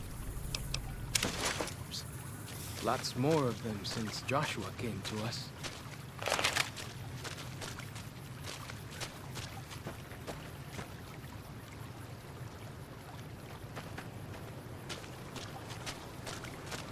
Nearly there now. Watch out for traps in the water. Got to keep the whitelegs out somehow.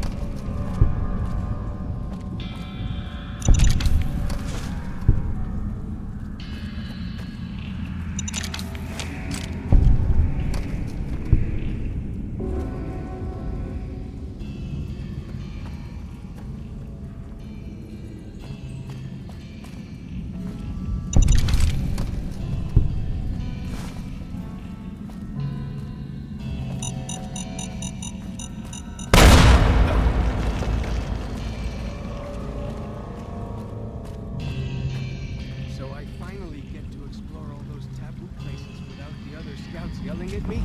Can't wait.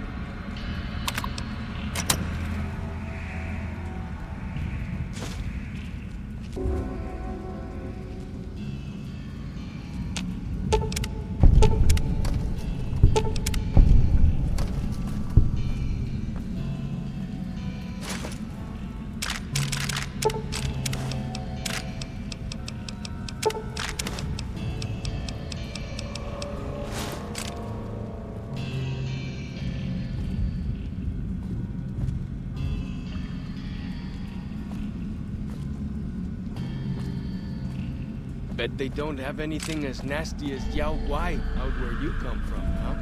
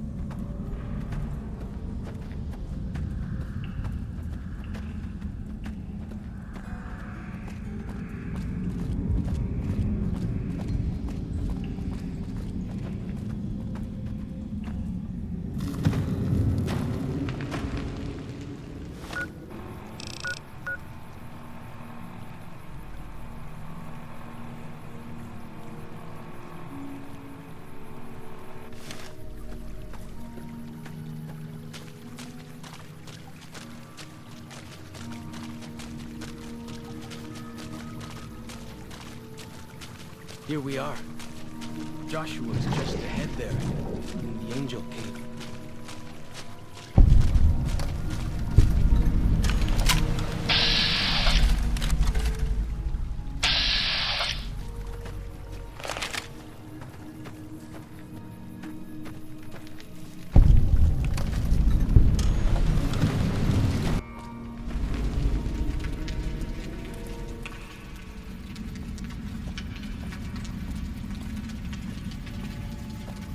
Yeah, Dad. Yeah, Todd.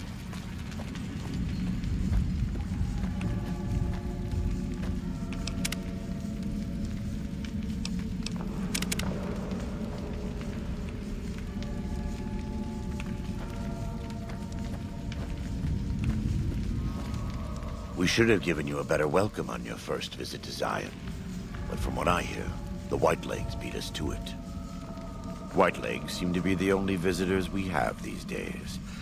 And I wouldn't have expected anyone from the Mojave to come looking for us. And you're a courier, no less. Not the one I was expecting, but I suppose he wouldn't have come with a caravan. I don't know if you were close to the other members of your group, but you have my sympathy. I pray for the safety of all good people who come to Zion, even Gentiles. But we can't expect God to do all the work. The dead horses are capable scouts. Nothing passes into or out of Zion without my hearing of it. Happy trails. I remember. They were good friends. I have bad news for your employers.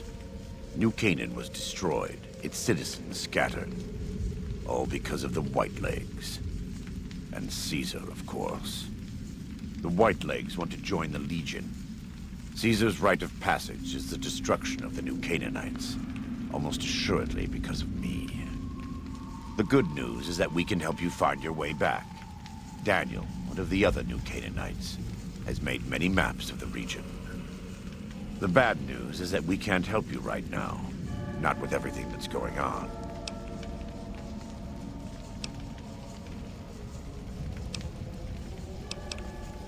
You're a good neighbor to us. We all go through periods of darkness. In such times, we can turn to the Lord. But it's good to have friends. Daniel and I need pre-war tools to help us navigate beyond Zion. Should we need to evacuate, these instruments will be vital to us. Normally, we would have some of the dead horses or sorrows look for them. But many pre-war buildings in the valley are taboo. They won't go inside. We are responsible for leading and protecting the sorrows and dead horses. They are smart people, but not as worldly as you or I. I am preparing the dead horses for war, and Daniel is preparing the sorrows for other things. Thank you. Fallow's Chop can help you find your way around the valley. He's inexperienced, but he knows enough of our language to ignore the taboos about pre-war buildings.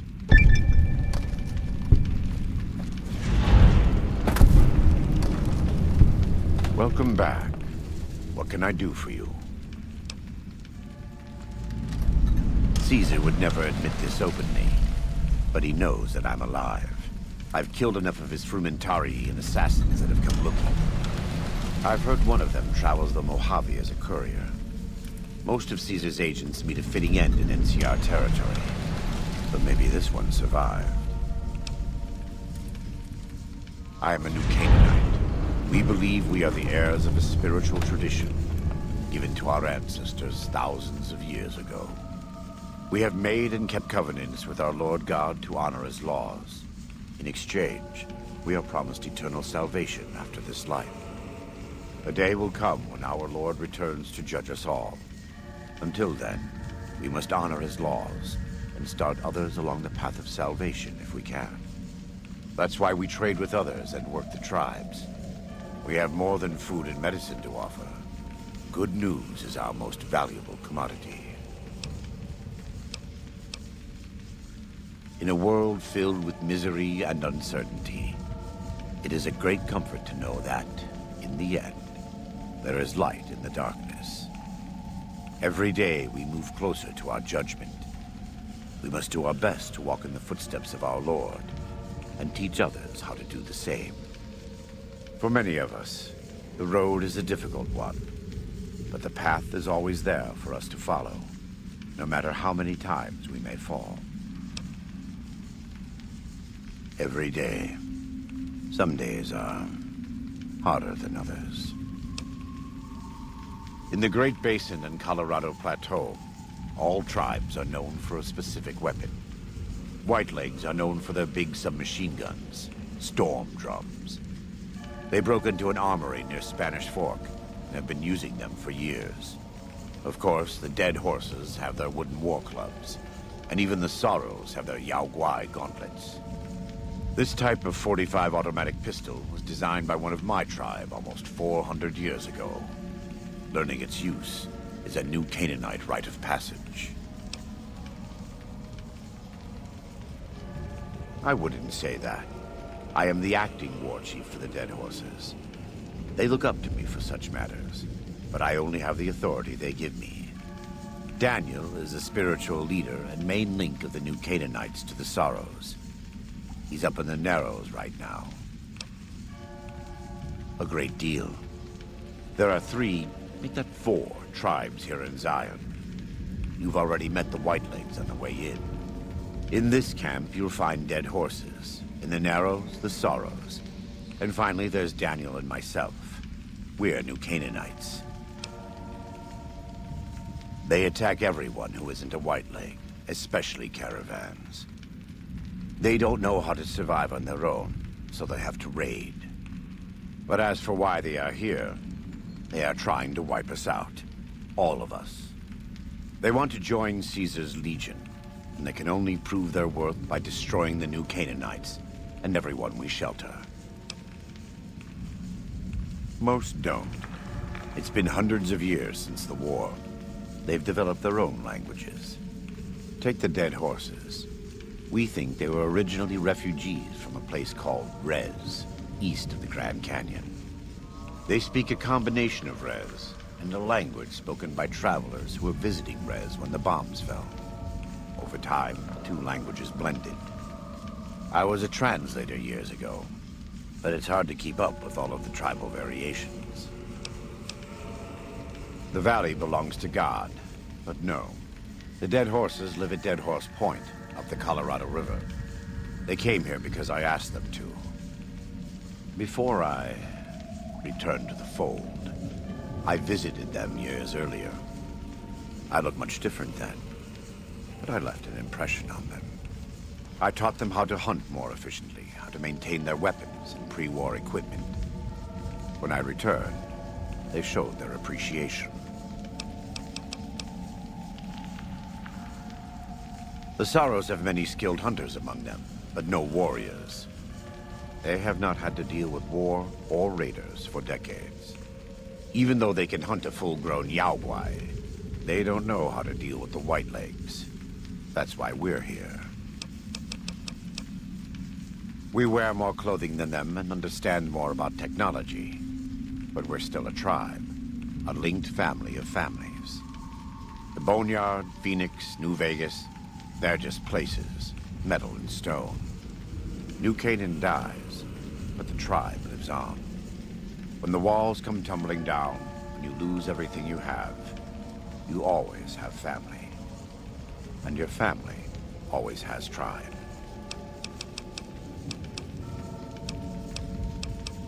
We do. Though the Whitelegs destroyed New Canaan, they didn't destroy all of our supply caches. All forms of currency are recognized here. Caps, NCR dollars, even Legion coin. Take a look.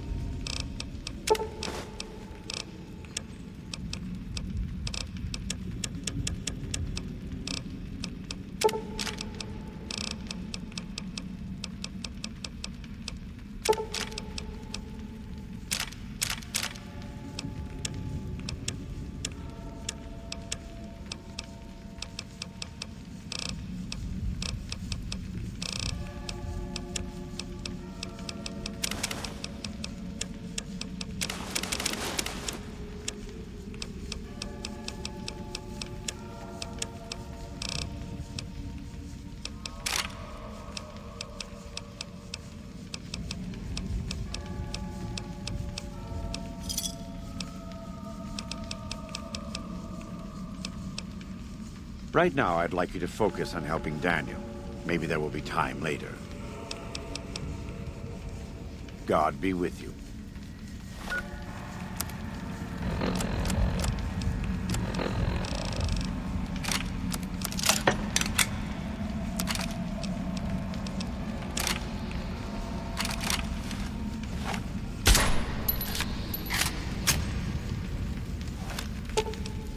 Sure, right, B? What can I tell you? Hmm?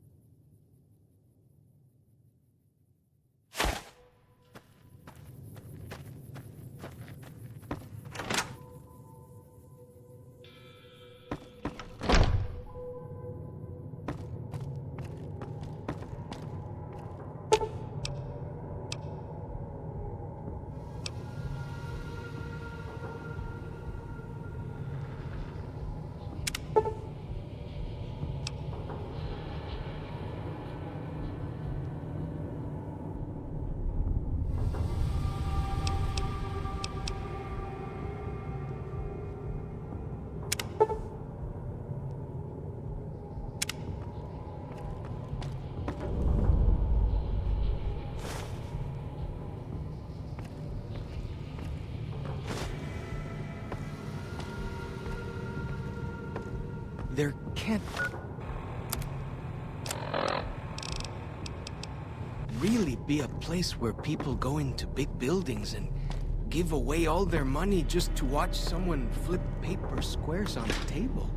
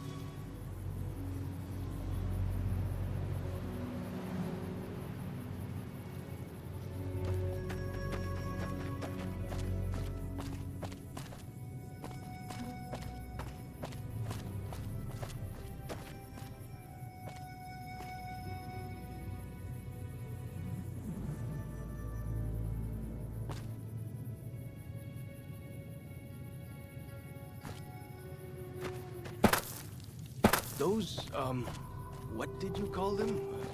Walkie-talkies? Those are going to be loads better than signal drums and smoke signs.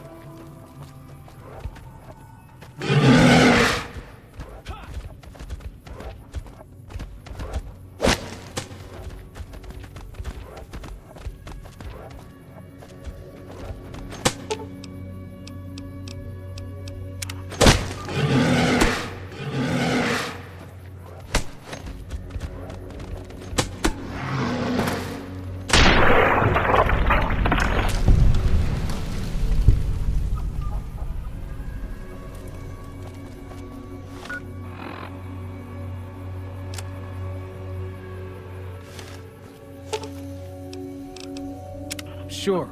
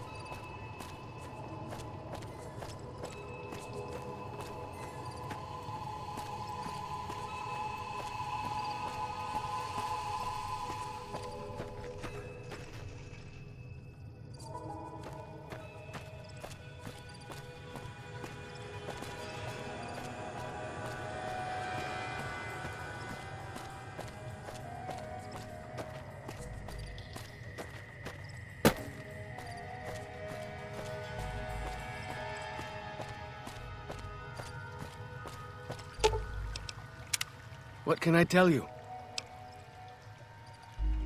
Whew! Glad to hear it. That'll be some happy mama, huh?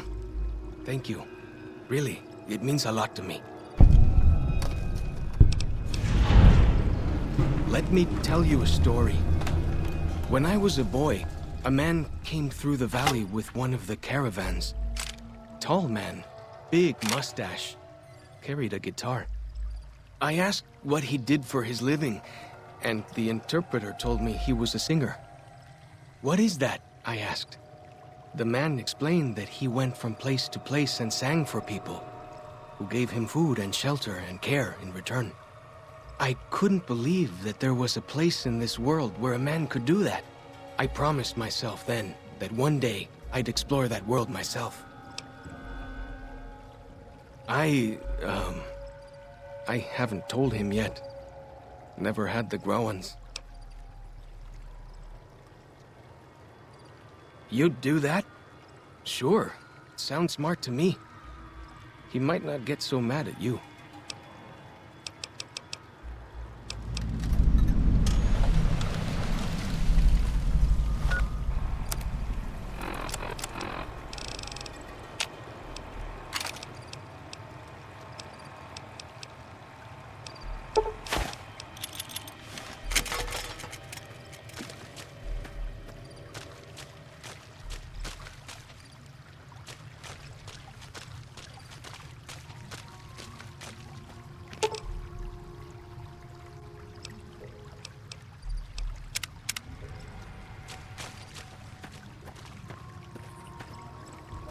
I hear some odd things about the civilized lands outside Zion. Is there really a giant thunder lizard people live inside?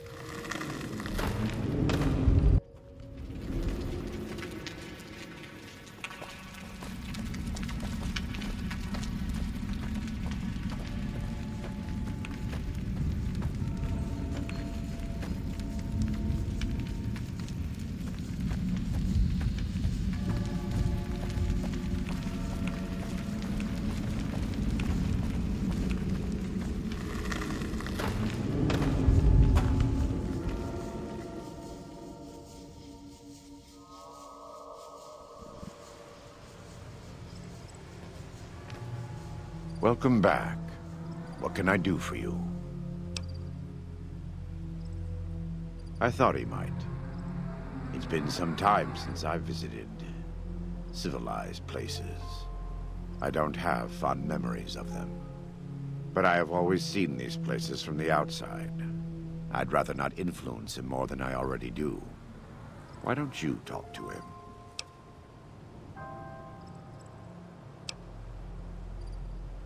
Whatever you tell him, I'm sure it will be fine. It's still his choice to make. I just want him to make it without looking to me for approval. He's a man. He can make his own decisions.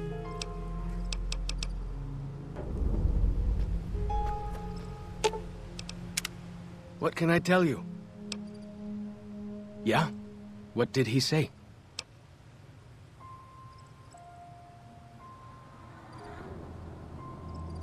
He said that? Well, I guess you have been out there more recently than he has. So, what's your advice?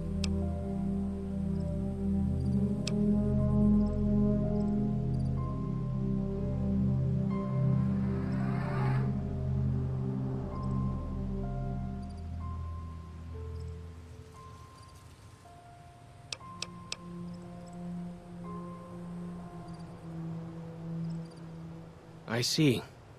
Well, thanks for your telling. I'd like a minute alone to think about this. Dankney.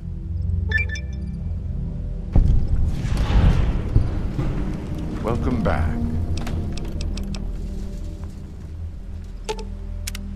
What can I tell you?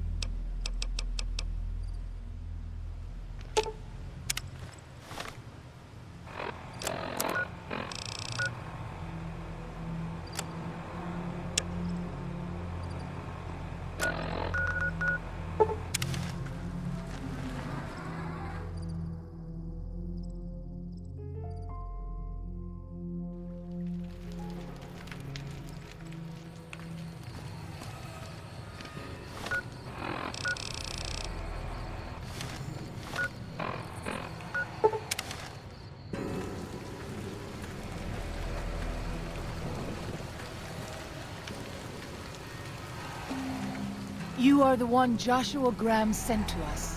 Blessings of the Father in the cave on you. Daniel is waiting for you. Daniel is a wise man and a great friend to the Sorrows. He taught me to speak the language of New Canaan, the English from the holy books. Yes, the language of the New Canaanites is the holy tongue, for it is the language their sacred books are written in. The Father in the caves brought it to them after the judgment, but the ancestors of the Sorrows sinned against him. They were denied the true tongue. 6 years. He attended the birth of my 3rd child. It was a hard birth. The river nearly carried my water to the Father, and my child's with it. Daniel knew the ways of New Canaan's medicine. He stepped in and saved both of our lives. After the birth, I asked Daniel if he would teach me what he knew of childbirth. He agreed, and so here I am.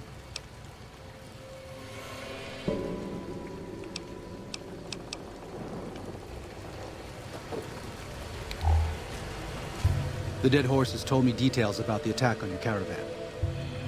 A stranger's sympathy might not count for much, but for what it's worth, I'm sorry. The Sorrows will mourn your friends too. They mourn everyone, even the Whitelegs. They have sensitive souls. Innocent, if there is such a thing. In spite of what's happened, I hope that Joshua and I can help you out of here. But to be frank, we need your help too.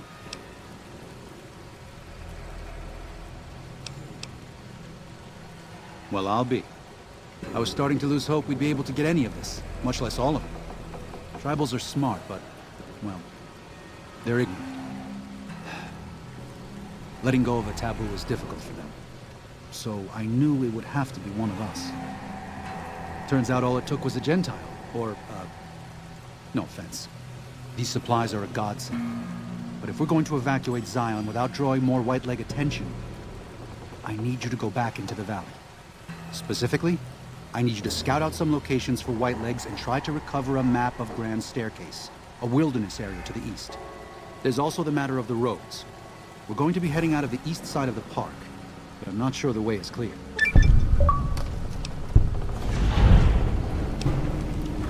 I appreciate the enthusiasm. There aren't a lot of people in the wasteland with kindness to spare for anyone who isn't kin.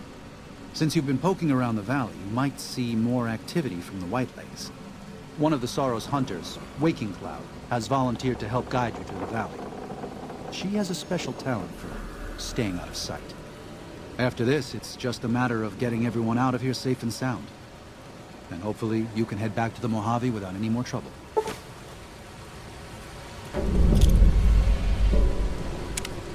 Well, here we part ways. I'm needed back at the Dead Horse's camp. Maybe I'll see you there sometime.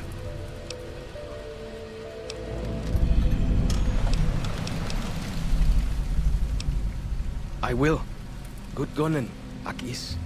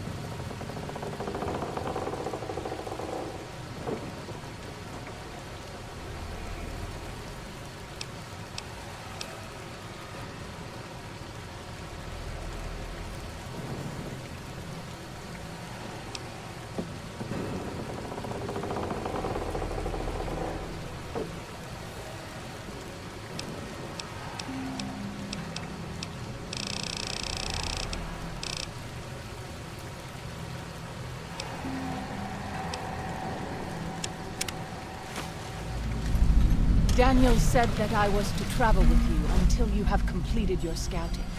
Is this pleasing to you? Certainly. We should make haste then.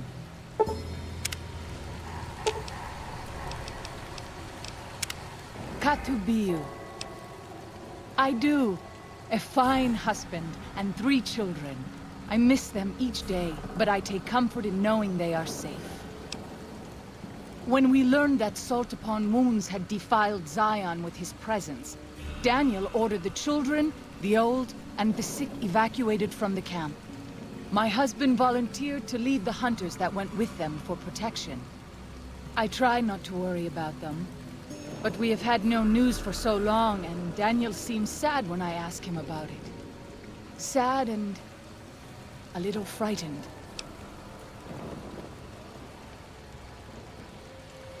Perhaps he will.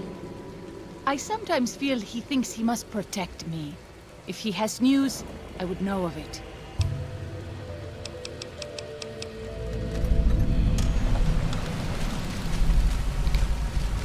I'm glad to see you're still with us. What do you want to know, exactly? I'm sure she could tell you much better than I.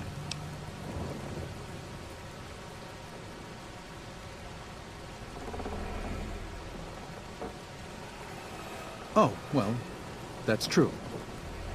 Waking Cloud is a talented midwife. She certainly brought more children into the world than I have. But there are some problems she's never dealt with. One of them came up when she was having her 3rd child, and I really didn't do much. I'm surprised she mentioned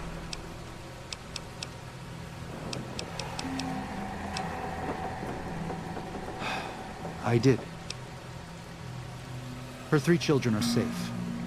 They made it north weeks ago and met up with new Canaanites heading east. Her husband didn't make it. He died protecting their children from the White Leg attack. Do not tell Waking Cloud. She is one of the only Sorrows who can communicate easily with us, and her tribe needs her to be strong right now.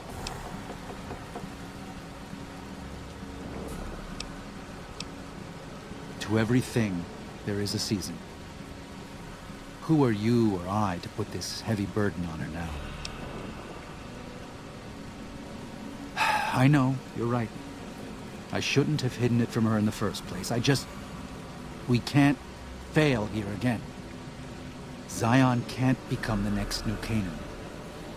The Sorrows don't deserve that. They don't deserve any of this. Sometimes I look at them and wonder if they would have been better off if those old trails had stayed forgotten. If we had never found any of them. Tell Waking Cloud if you think that's best. I won't stop you. If you could part with it, healing powder would be welcome.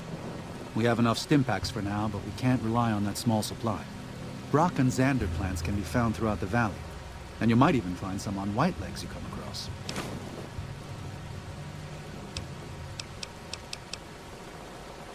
I used to help the Sorrows with various medical problems and general issues they were having, but my bishop sent me here as a missionary. We New Canaanites believe that there is a path to salvation for everyone, and it's important that we set people on that path if they are willing. I'm trying to make amends for allowing our problem to become their problem. The New Canaanites, I mean. The White Legs have always fought with us. And with Joshua returning, Caesar has motivated the White Legs to stamp out the New Canaanites entirely. That means the tribes we work with, too. It's already happened. I just want to prevent something terrible from happening to the Sorrows. Yes, but not just White Legs. Raiders, too. Prospectors, slavers. Anyone who thinks they can exploit the ignorant and the innocent. We lost the Tar Walkers and the Crazy Horns. We did our best, but we made mistakes. We paid for them, but they paid more. I'd like to get out from under that debt someday. Until then, it's enough to stop ourselves from getting deeper in the hole. To remove the Sorrows from harm's way. I have to give credit to the White Legs for finding their way here. Though I imagine many died in the process. But they can't follow us east. Not into the Grand Staircase. They don't know how to live off the land. We head there, we can find some safety. There's an old saying that goes, if you want peace, get ready for war. You've got me figured half right.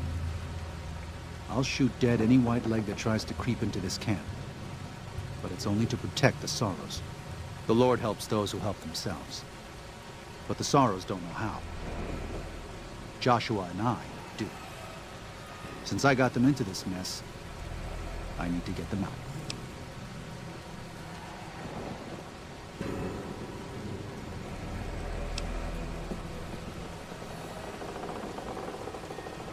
The new Canaanites interfered in their lives. We did that. And we've done it before, with others. Always with good intentions, but things go wrong. When that happens, we can't just abandon them, let them die at the hands of New Canaan's enemies. Joshua doesn't just want to fight the Whitelegs, he wants to annihilate them. The stakes are too high for their tribe. Hurting them won't dissuade them. If they can't join Caesar's legion, they'll die out in a generation. They've never learned how to survive. Food preservation, tanning, even basic hunting and cooking seem beyond them. They only survive by scavenging and raiding. But that can't last. They'll only stop if Joshua and the dead horses can kill their war chief and their entire war band. That's exactly what he intends to do. They're hateful savages who live only to plunder and destroy. Their leader is a devil called Salt Upon Wounds. War is all he knows. Everything he has, everything that tribe has, was taken by force, raiding, and scavenging. It's said there's no man deadlier at close range. That power fist of his has smashed 100 skulls. Maybe that's true, but so what? It's a low form of leadership. A tribe that knows only war has no future. And so he'll lead them to Caesar. Father in... Oh, right. He's some spirit the Sorrows used to believe in. Watched over them from the caves in the valley. They marked some of the caves around here because they think they'll be punished for going inside. I think as more of them learn the teachings of the new Canaanites, they'll lose their old superstitions. Oh? Oh. Of course. How stupid of me. They probably also think Mary is the mother and Jesus is the child. No wonder they picked up on things so easily. I guess it just goes to show how difficult it is to communicate sometimes.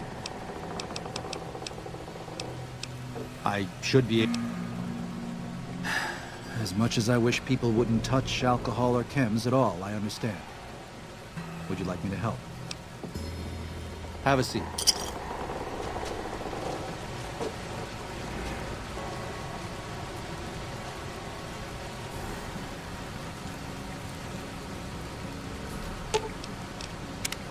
Katubiu. What? No. You must be mistaken. Daniel would have told me. How dare he? What gives him the right? I thought Daniel was my friend, but he cares nothing for the Sorrows.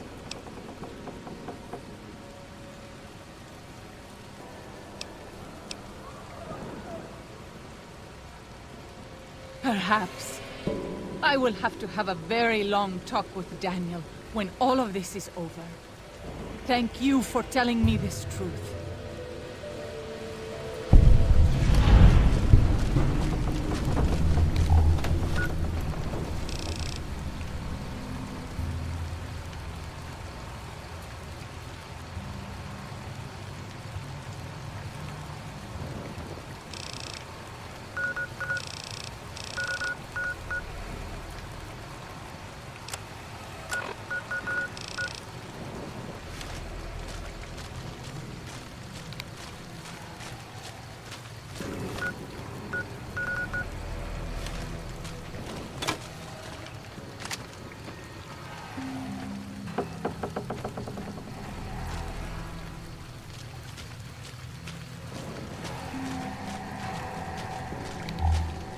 By the rivers of Babylon, there we sat down, Yea, we wept when we remembered Zion. Remember, O Lord, the children of Edom in the day of Jerusalem, who said, raise it even to the foundation. O daughter of Babylon, who ought to be destroyed, happy shall he be that rewardeth thee as thou hast served us. Happy shall he be that taketh and dasheth thy little ones against the stones. Do you know what it means?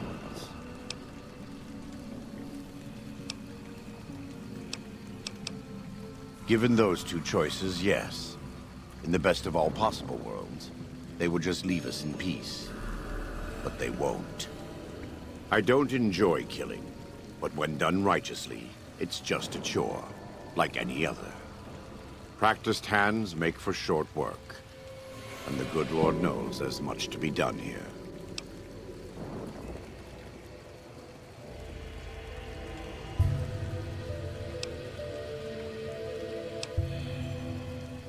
Happy are those who do the work of the Lord. Zion belongs to God and the people of God. It is a natural temple and monument to his glory.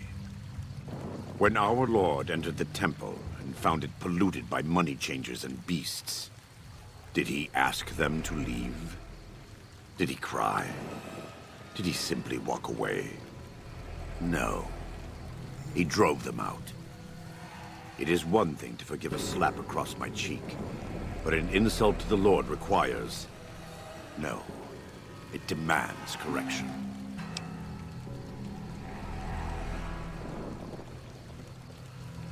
I and the dead horses are prepared to do what must be done to protect Zion from the Whitelegs. And though Daniel won't accept it yet, there are many sorrows who are also prepared. They may not be warriors, but this is their home. If you have a chance to speak with Daniel about this, ask him to consider defending Zion instead of abandoning it.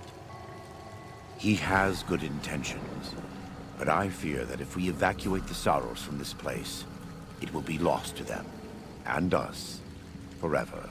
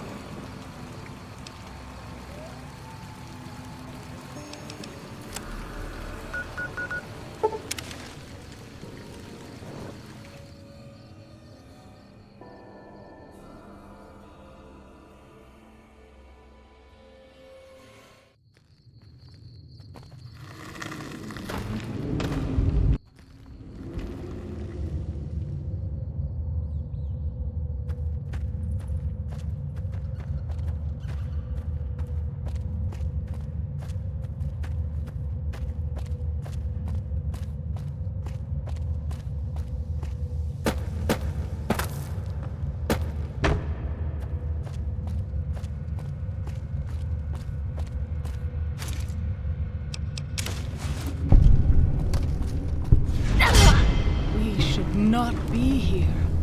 This place, it belongs to the Father in the caves. We must not profane it with our touch. The Father in the caves, the Holy Father who gave the Sorrows his succor and gave the new Canaanites his son. Many of the caves around the valley are sacred to him, and those who would trespass are punished by holy wrath.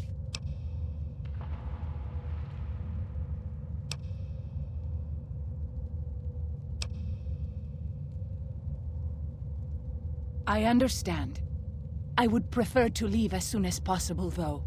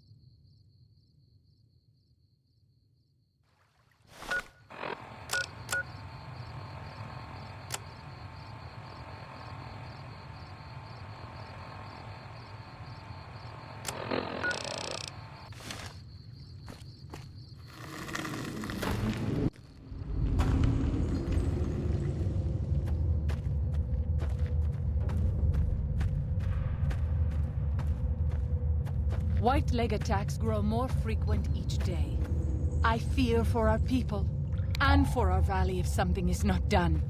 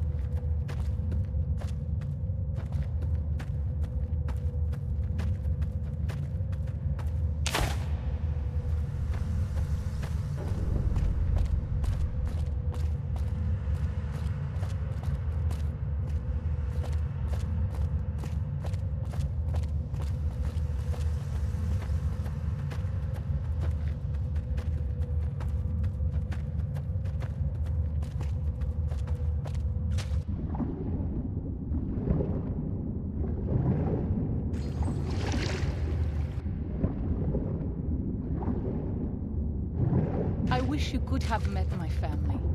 You would like them, I think.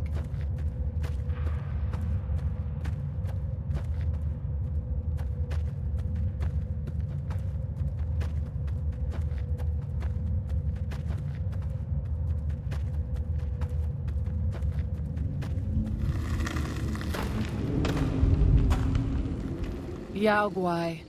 Even our strongest hunters could not hope to kill so many. There must be a nest nearby. Fighting so many at once is a dangerous prospect, unless you are a truly mighty warrior. This many so close together suggests a nest nearby.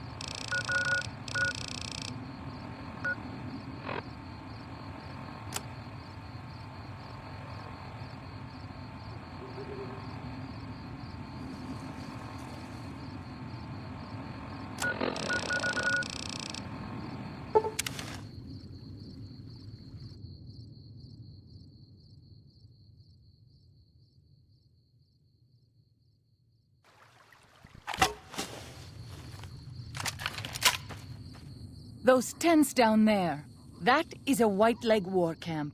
Do you see the war totems they've erected around the tents? White Leg warriors pray to them for strength and savagery before battle. This is no raiding band. You might rush them and take them by surprise. We would be badly outnumbered then, though, and these will be strong fighters. We might also use their superstition against them. White Leg warriors believe that to lose their totems on the eve of battle is a terrible omen. Yes, if their war totems were to disappear, they...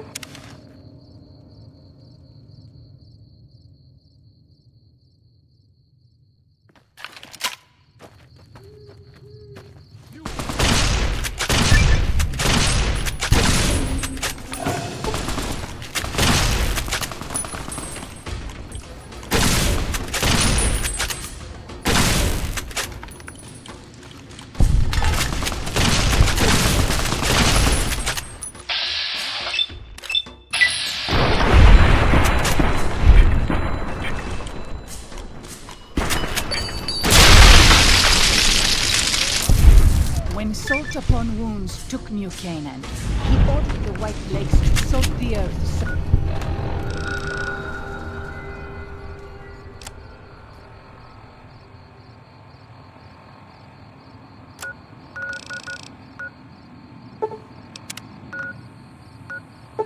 So nothing could grow again.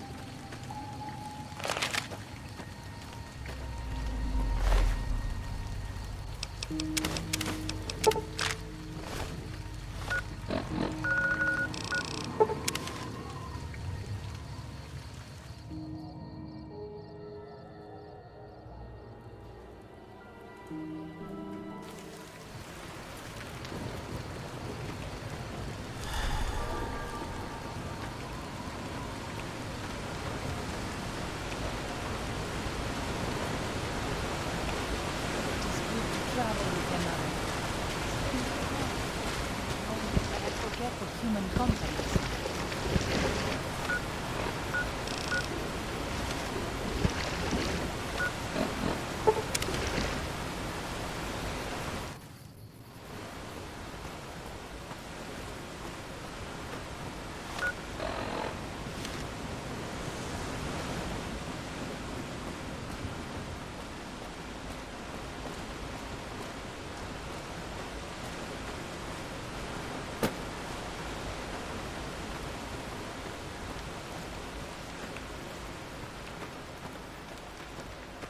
Got to deal.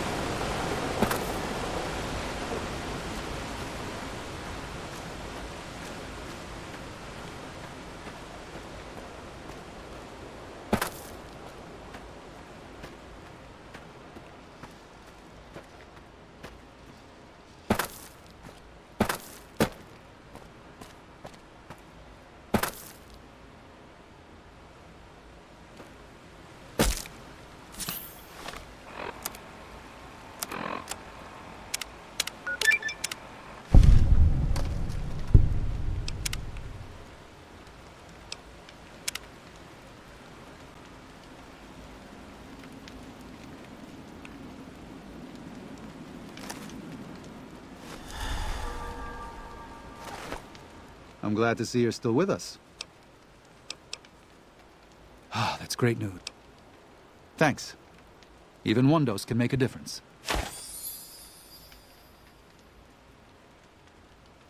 I appreciate it. Well, that's it. This is all we need. Now all that's left is to quietly pack up and try to get out of here without being noticed. That's assuming that Joshua won't try to stop me. And that he hasn't talked you into fighting the Whitelegs despite what I've said. Don't worry, I don't hold it against you. You're an outsider. Fighting seems like the practical solution. I'll tell you again. There's more at stake.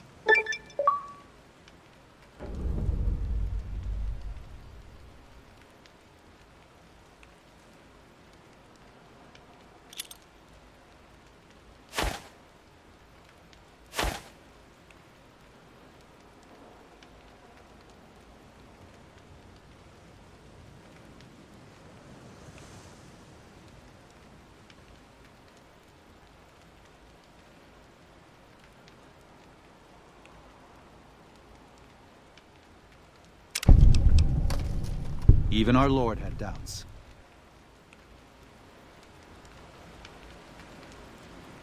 To tell the truth, if something goes wrong, we'll be traveling at night in small groups across the valley. With luck, the Whitelegs won't know what's happened until the next morning.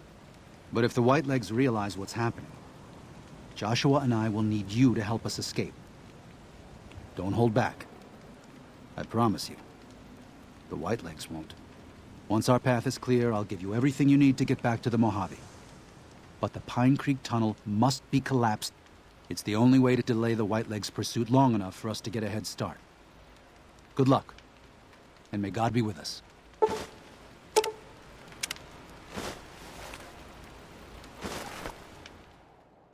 One thing I'd like to note, there's two endings to this.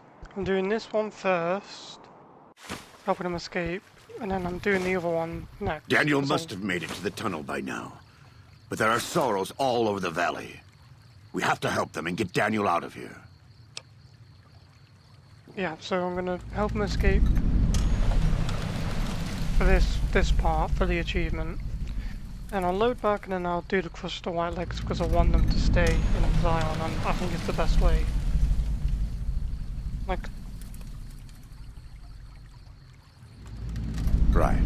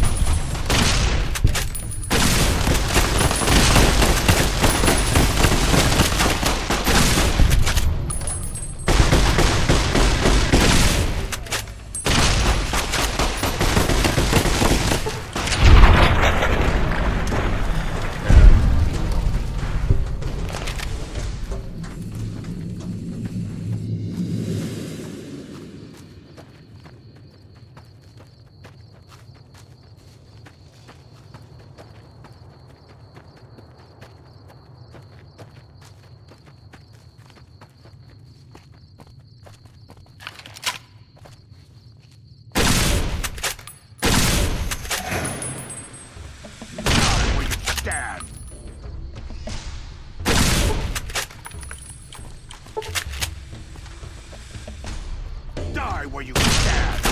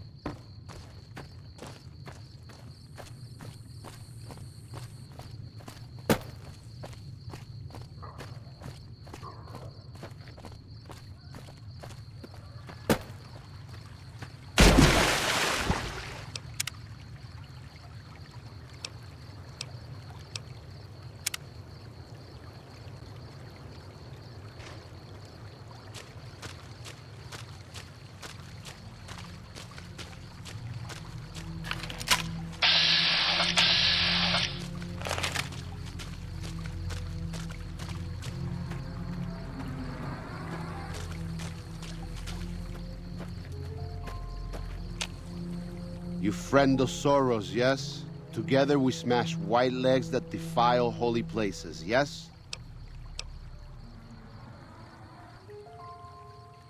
Because you're a friend to Soros? Very well. We go. Angry Ghost will do for white legs.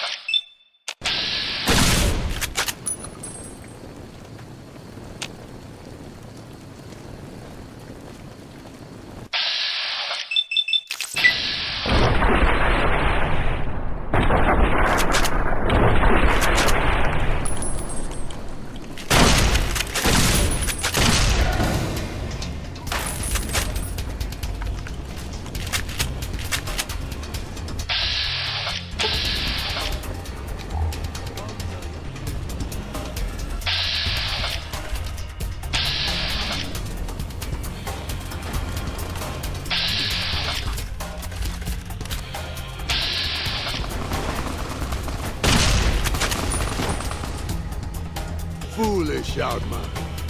You best white legs, you think. By my spear, you die!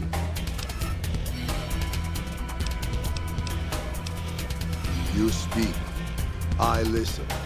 Kill you. Maybe I not. Maybe.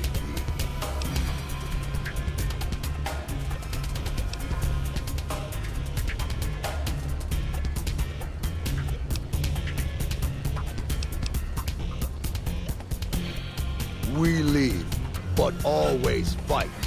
White legs, we strong warriors for Kaisar.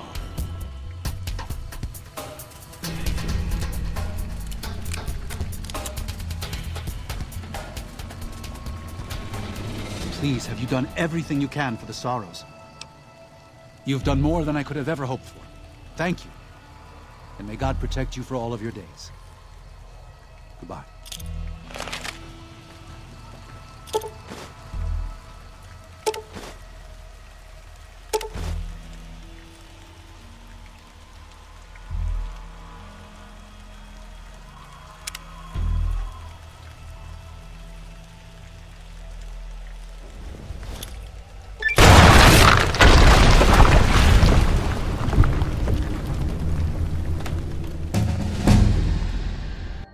And so it was that the conflict between the New Canaanites and the White Legs was finally resolved.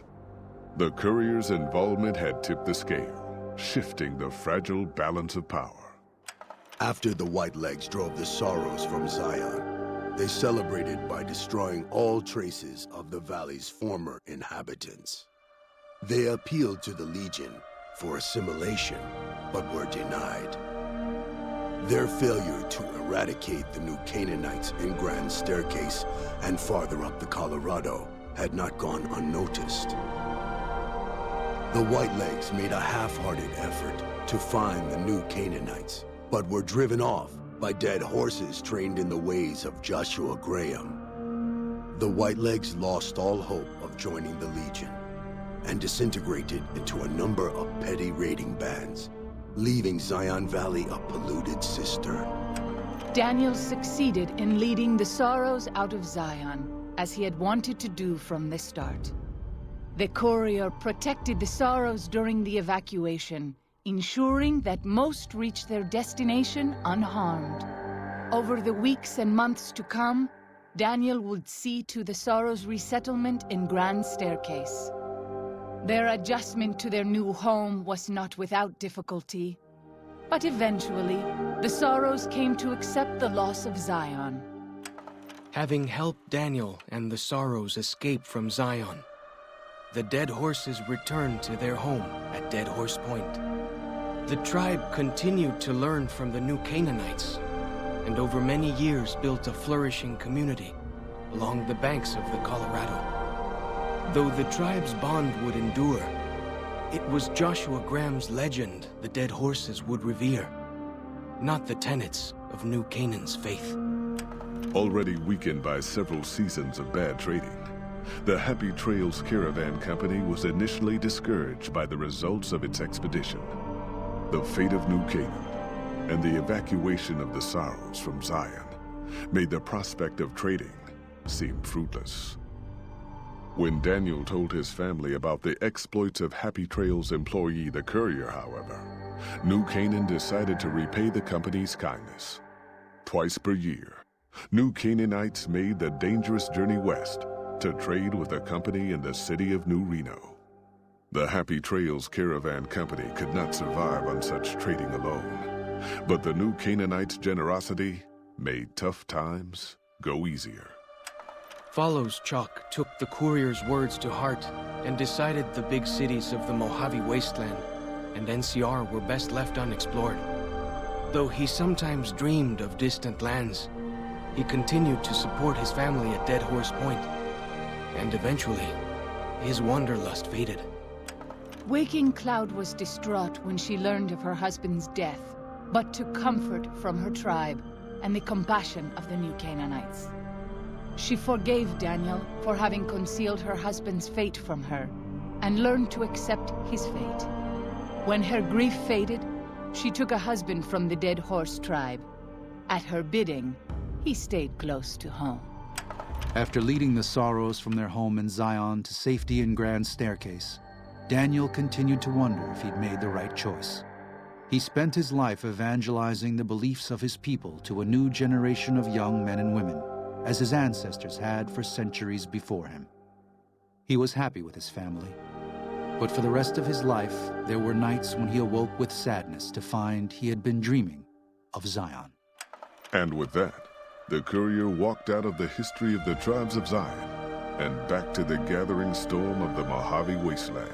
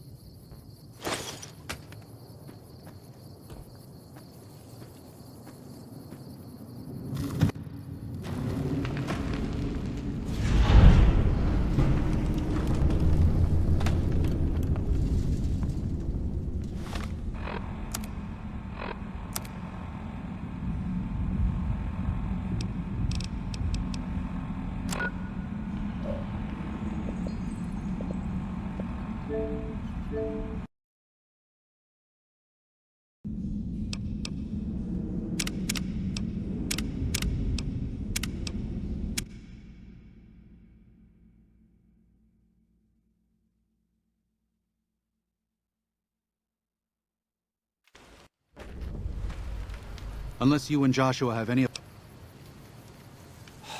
No. Why? Why? Haven't you seen enough of what's going on here to see that the Sorrows don't need to butcher the Whitelegs for a piece of land? What Joshua wants is more than an attack. He wants a slaughter. And he needs more than you and the dead horses to do it. The Sorrows can't be pushed into this. You and Joshua don't have the right to force them into it. Please, consider what I'm saying.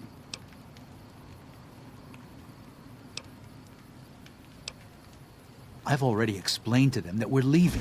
They've accepted it. What is Joshua going to tell them about being a warrior? What are you going to tell them about how to live with themselves after they got lost in the moment, killed someone who didn't deserve to die? Or does that not matter? Is that just an acceptable consequence if it means holding on to this valley? Maybe there is no place left in this world for mercy. But even if it tramples me into the dust, I will never accept it. And I will never condone it. Joshua must be waiting for you. I'll stay here with the others as I told them I would.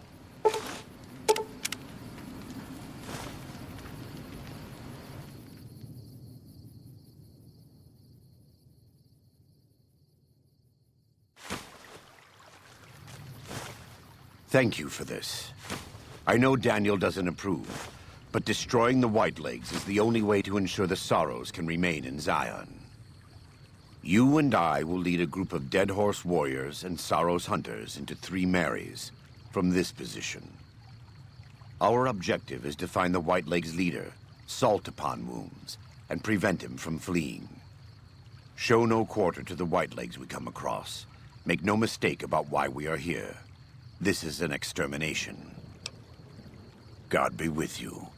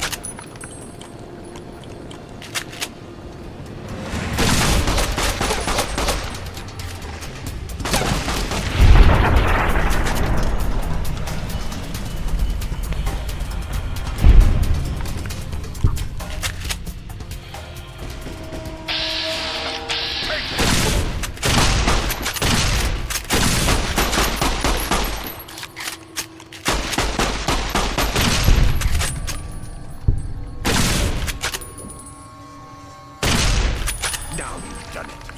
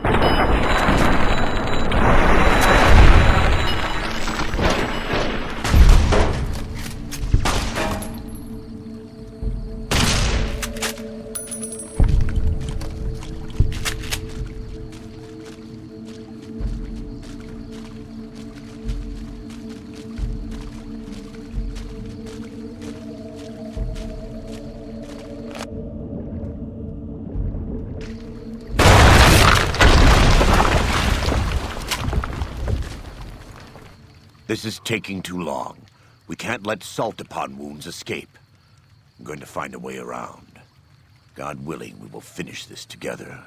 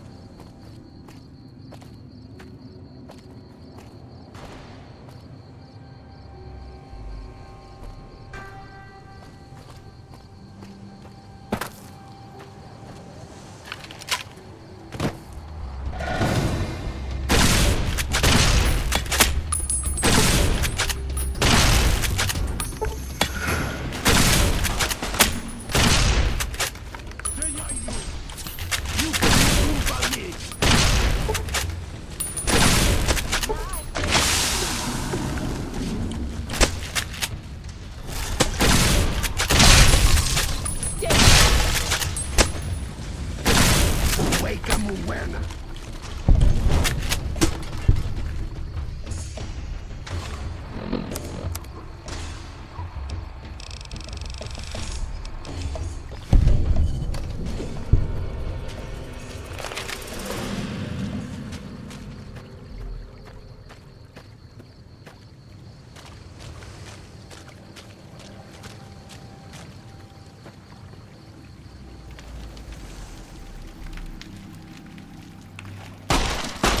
We warned you at Syracuse, and you persisted. You took advantage of us at New Canaan to drive us out. And like the dogs of Caesar you are, you followed us to Zion. And now you stand on holy ground, a temple to God's glory on earth. The only use for an animal in our temple is sacrifice. Kale wachene conserva o. You understand me, don't you? Don't you? Outman. Kunaman mad. He killed all Whitelegs. You talk. You stop!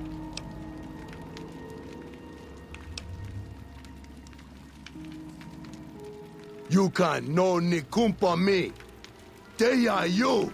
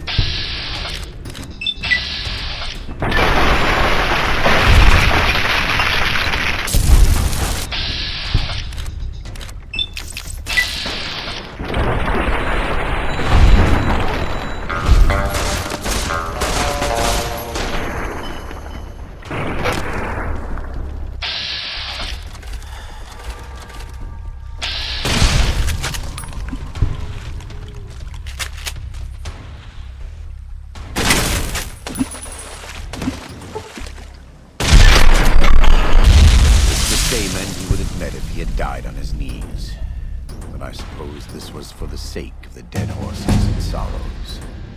Still, thanks to your help and the grace of God, the Whitelegs won't be troubling Zion anymore. Let's go find Daniel. Tomorrow we'll be here soon enough, and there is much to do.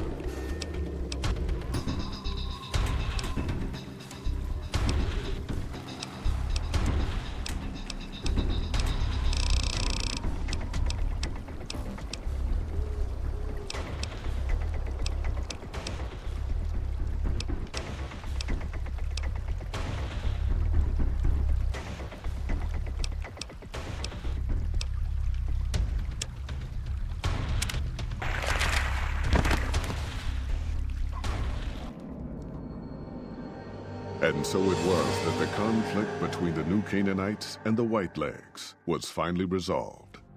The courier's involvement had tipped the scale, shifting the fragile balance of power. Despite their defeat at Three Marys and the death of their war chief, the Whitelegs were determined to pursue the other New Canaanites.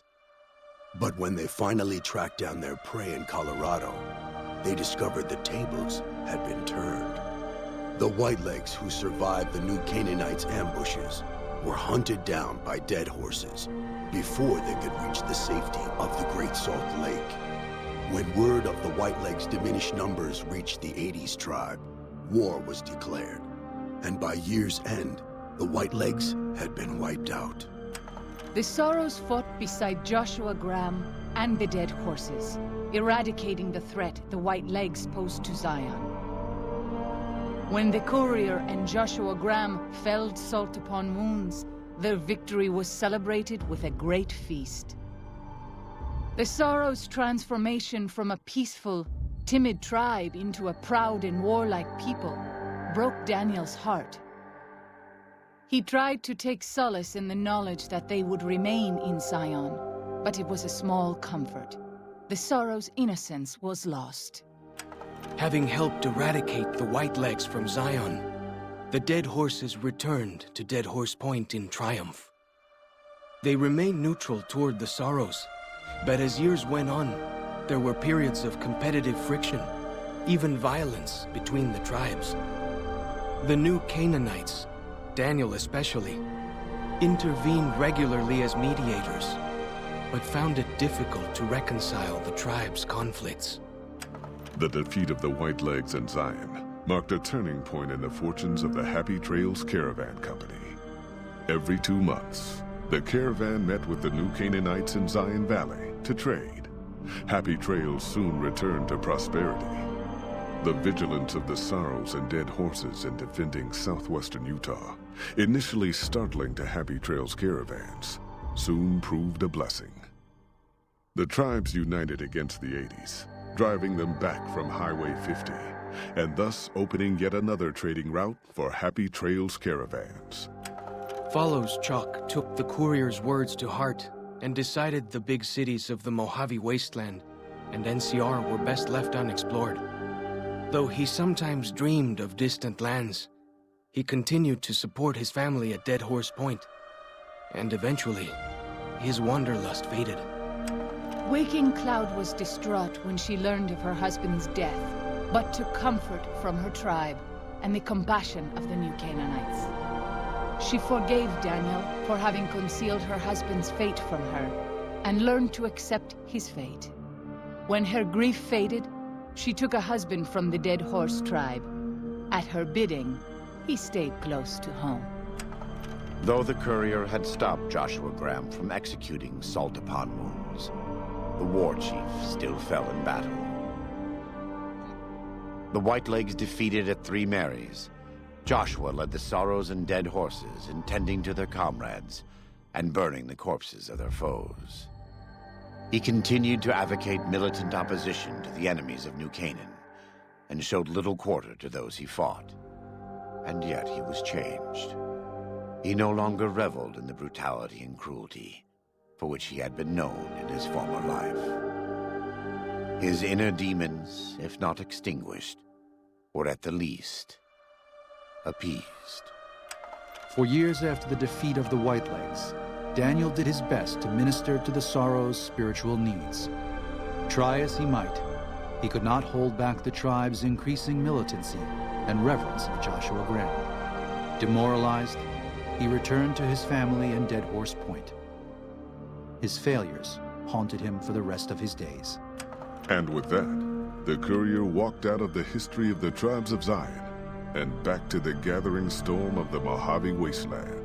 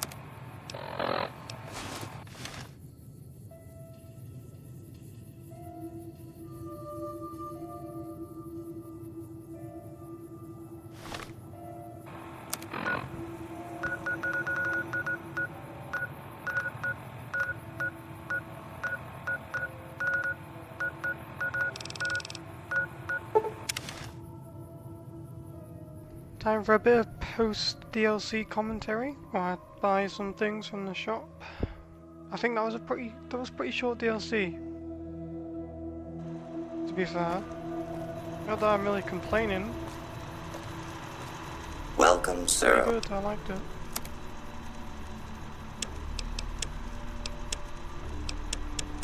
We are gonna get all the unique items from the store.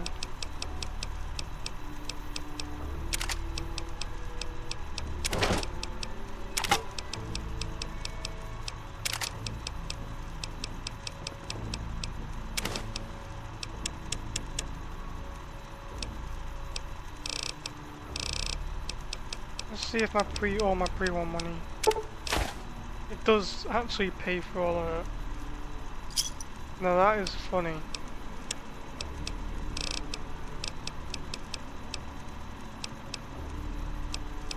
That is really funny.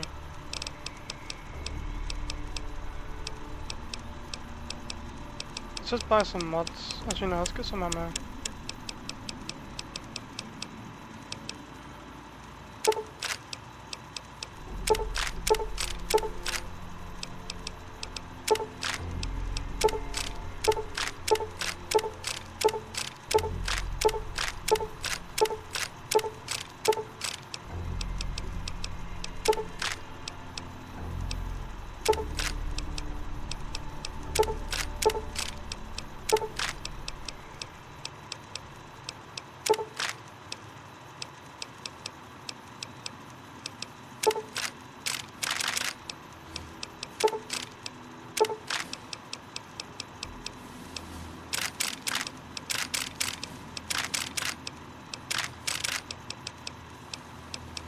Need the nails for the rock. Yeah, let's get some rockets for the red glare.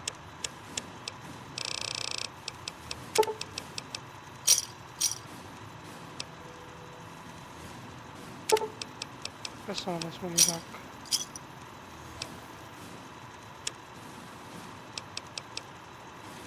Well, that's all the unique weapons from the gun runners. You guys know what guns am I missing? Embrace of the Mantis King, I think. A weapon from Nick and Rouse. It's really funny, if you actually do the Sierra Madre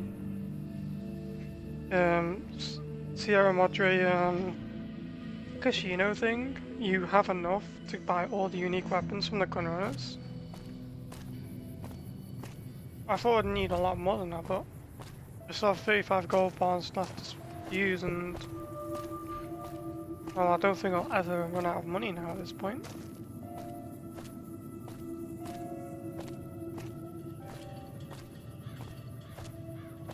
This is unique, by the way, this armor. So I've got all the unique weapons, did all the quests, including both the achievements for the ending. Found all the stashes. There's one scripture I need to read, actually. I got given a scripture or something.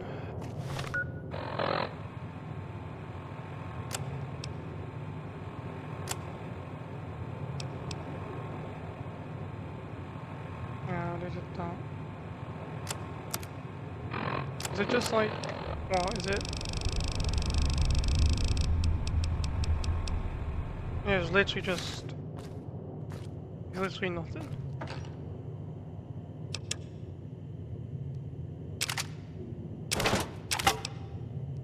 I will be using some of these weapons.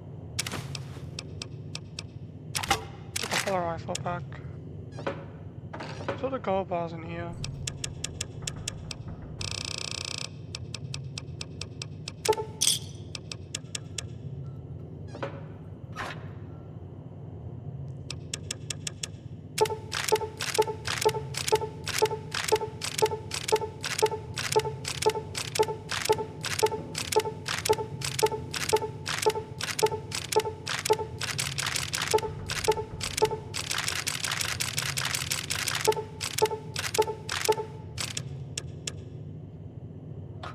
What unique weapon are we going to use this time? what its bows are. I think it's just... What is it? Is it like... Is it like the All-American? This looks nothing like the All-American.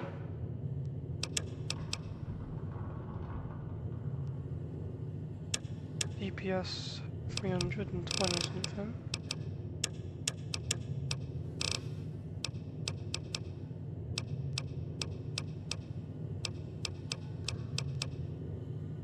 Medicine stick.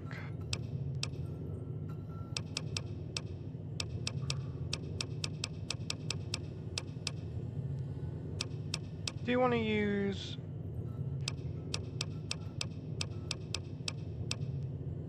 Let's use two-step goodbye and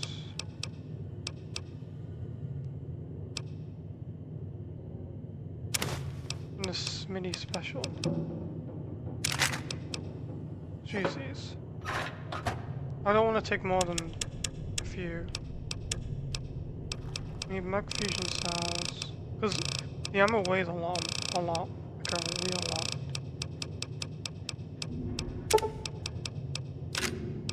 And yeah, that'll do. Because my next DLC is going to be probably...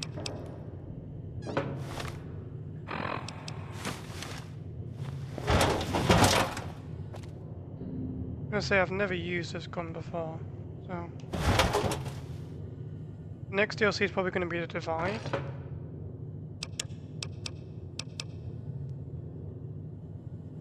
Bonus critical chance for reduced critical damage. Crit kill equals boom. Will this even be good? Sounds more like a meme to me.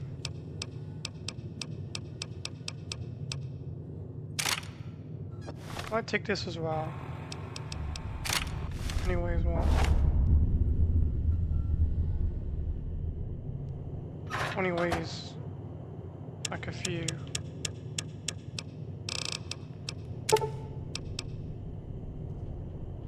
Let's take 160. You know, we can take it all.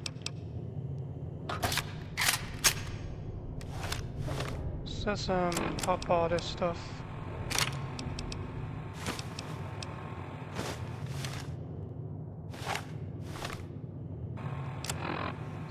Let's go get rid of this repaired. It's armor. Hopefully the durability is good, like the hollow rifle, because I used that for the entire 5 hours of the DLC and didn't once. Like even, I mean, it literally like went down a little bit. Let's go to night.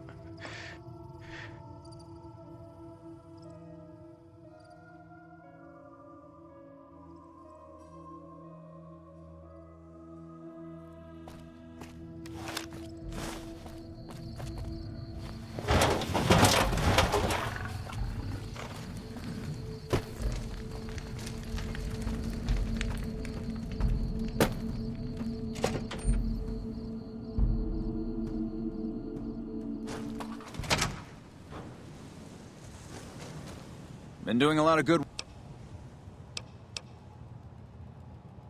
ET plus 0.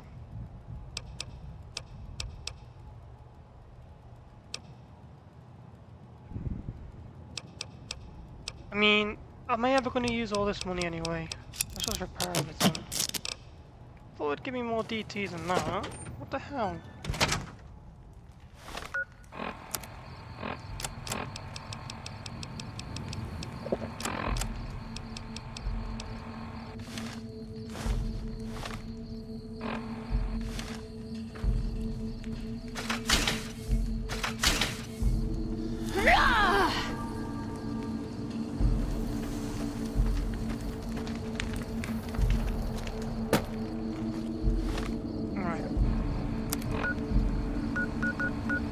Next one's going to be the Divide.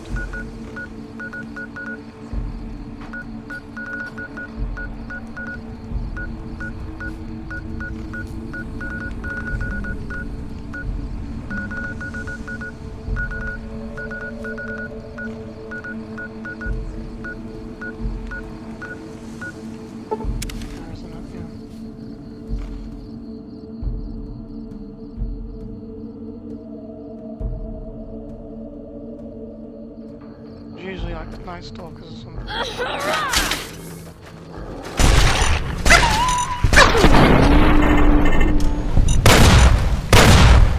I don't like this weapon.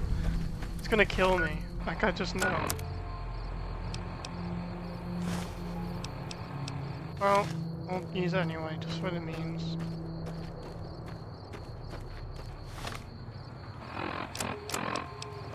Right, this is where the video is gonna end. That's actually not right now. I'm gonna commentate a bit about the DLC, honest thoughts. I think it was a really short one. I expected it to be a bit longer than that. I have done it before. It does feel like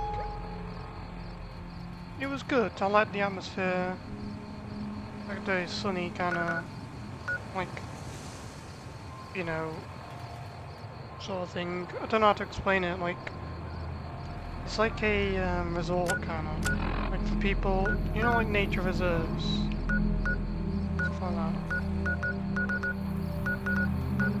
Tribal village.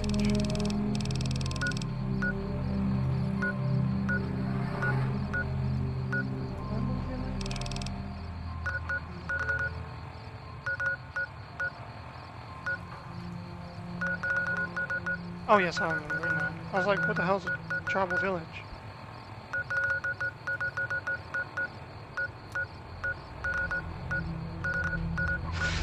Right. This is what I'm going to be using for the DLC. Because there will be also another weapon called the Red Glare. Now I might come back and get the